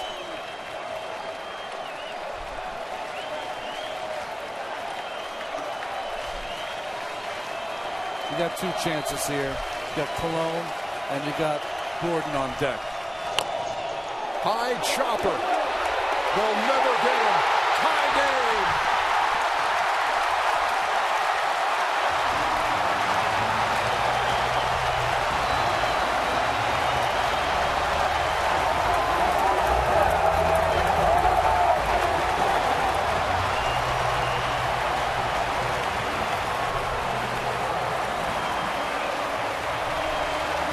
Are you believing this? This is just an excellent read by Hosmer. Sees it right away, breaks. Josh Donaldson has no chance. Tries to barehand it, but even then couldn't make a throw either at home or first. Might have been better off letting that one bounce.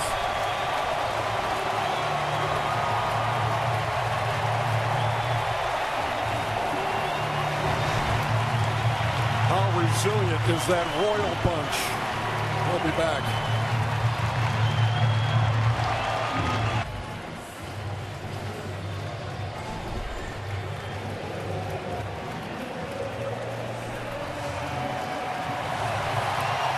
Bob's had a fantastic year for the Oakland A's as one of their specialty lefties. 69 games. Look at that ERA. Good numbers with inherited runners stranded. He came into this season with a career record of 1-14 with an ERA of about 4.5 and a 13-game losing streak. But he's been sensational for Oakland. Alex Gordon waits. Pops it up. Foul territory. Josh Donaldson makes the play, 2 down.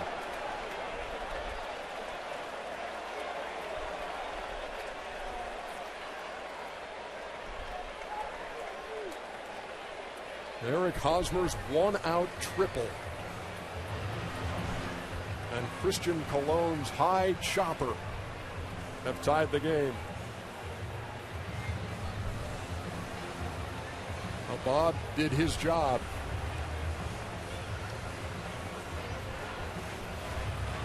And Drew Pomeranz, game that now stands 8-8. You know, we spent a lot of time talking about the Lester trade being the big difference maker, but they traded earlier in the year Addison Russell, who was their shortstop phenom prospect, over to the Chicago Cubs, and they got Samardzija and Jason Hamill. And now Jason Hamill has been put on the roster because he's one of those guys that is a starter by trade, only one relief appearance for Oakland, and he can pitch multiple innings if he need it. You've seen a lot of things in your career, Iron Man. This one's got to rank up there. Going back and forth. In my own experience, I was thinking about our series against Cleveland in '97. It felt like every play, we were in extra innings. Every play was magnified, but I've never seen anything like this. Colon has 2 stolen bases. Right-hander might allow him to steal. Salvador Perez at the plate. Hamill throws over.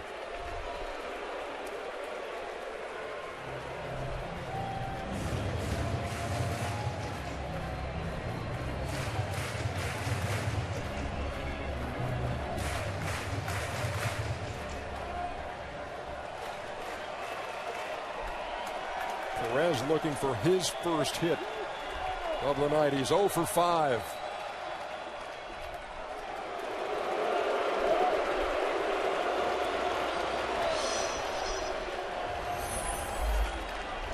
He struck out in a big spot in the 8th. Grounded out to end the 10th with a runner at third.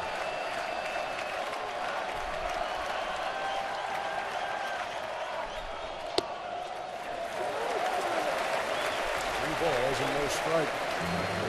You see the defense. The thing I noticed, no doubles defense in the outfield, Cal. They're about as deep as you can play in this ballpark. Hamill's trying to keep Colon close, but base running for success of 12 out of 15 times. Stealing against Hamill. Waiting on a 1-0. Tapped foul right there at the plate. Well, the reason you play so deep is you have a better angle, cutting the ball off, no doubles, so the run can't score from first base here. It will require 2 hits in their defensive positioning.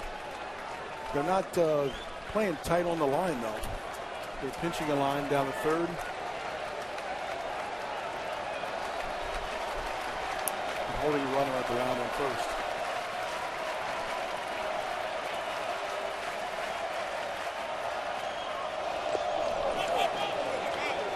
One ball and 2 strikes. Feeding Perez a steady diet of breaking balls. If you're jumpy at all at the plate, you want to hit bad, you want to drive in runs, you just can't seem to wait on the breaking ball. The A's took the lead in the top half. The Royals with a triple high off the wall in left center field. And an infield chopper have tied it. Close play there at first base. Christian Colon fractured the middle finger of his right hand. That's why he has that protective sleeve on. I kiddingly always call it an oven mitt. That's what it looks like to me, but it protects your hand as you slide back into the base.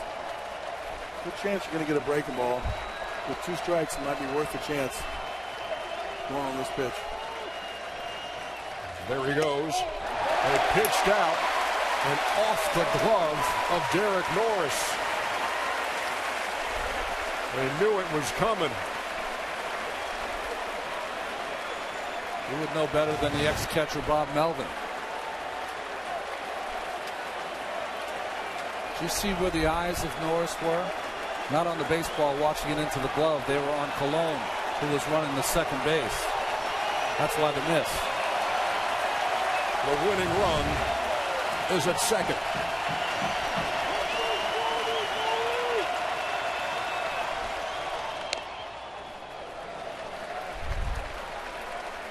A roster of 25, 7 different Royals have stolen a base.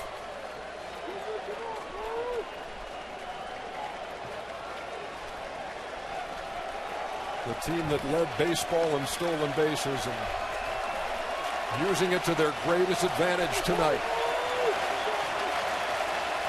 Now looking for a 2-out hit. Pass through into left field.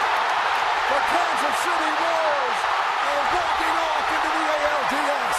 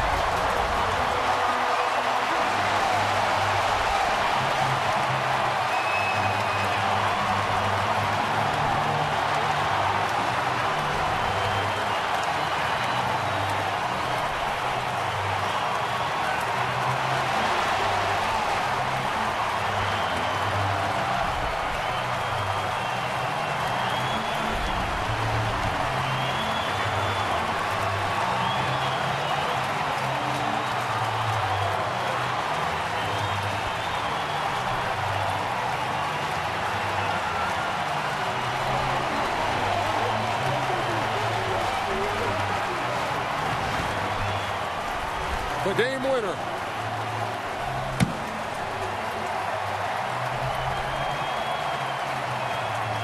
That close to the glove of Josh Donaldson. Another breaking ball. Gets this one a little over the plate. Perez just gets enough of it. Stays back just enough and is strong enough to hit the ball down the line. What a night here in Kansas City.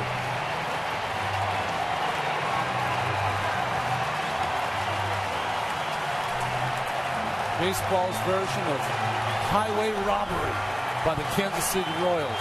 7 different Royals stole 7 bases. 5 of them scored. The legend George Brett. I think everything in this town is named for him.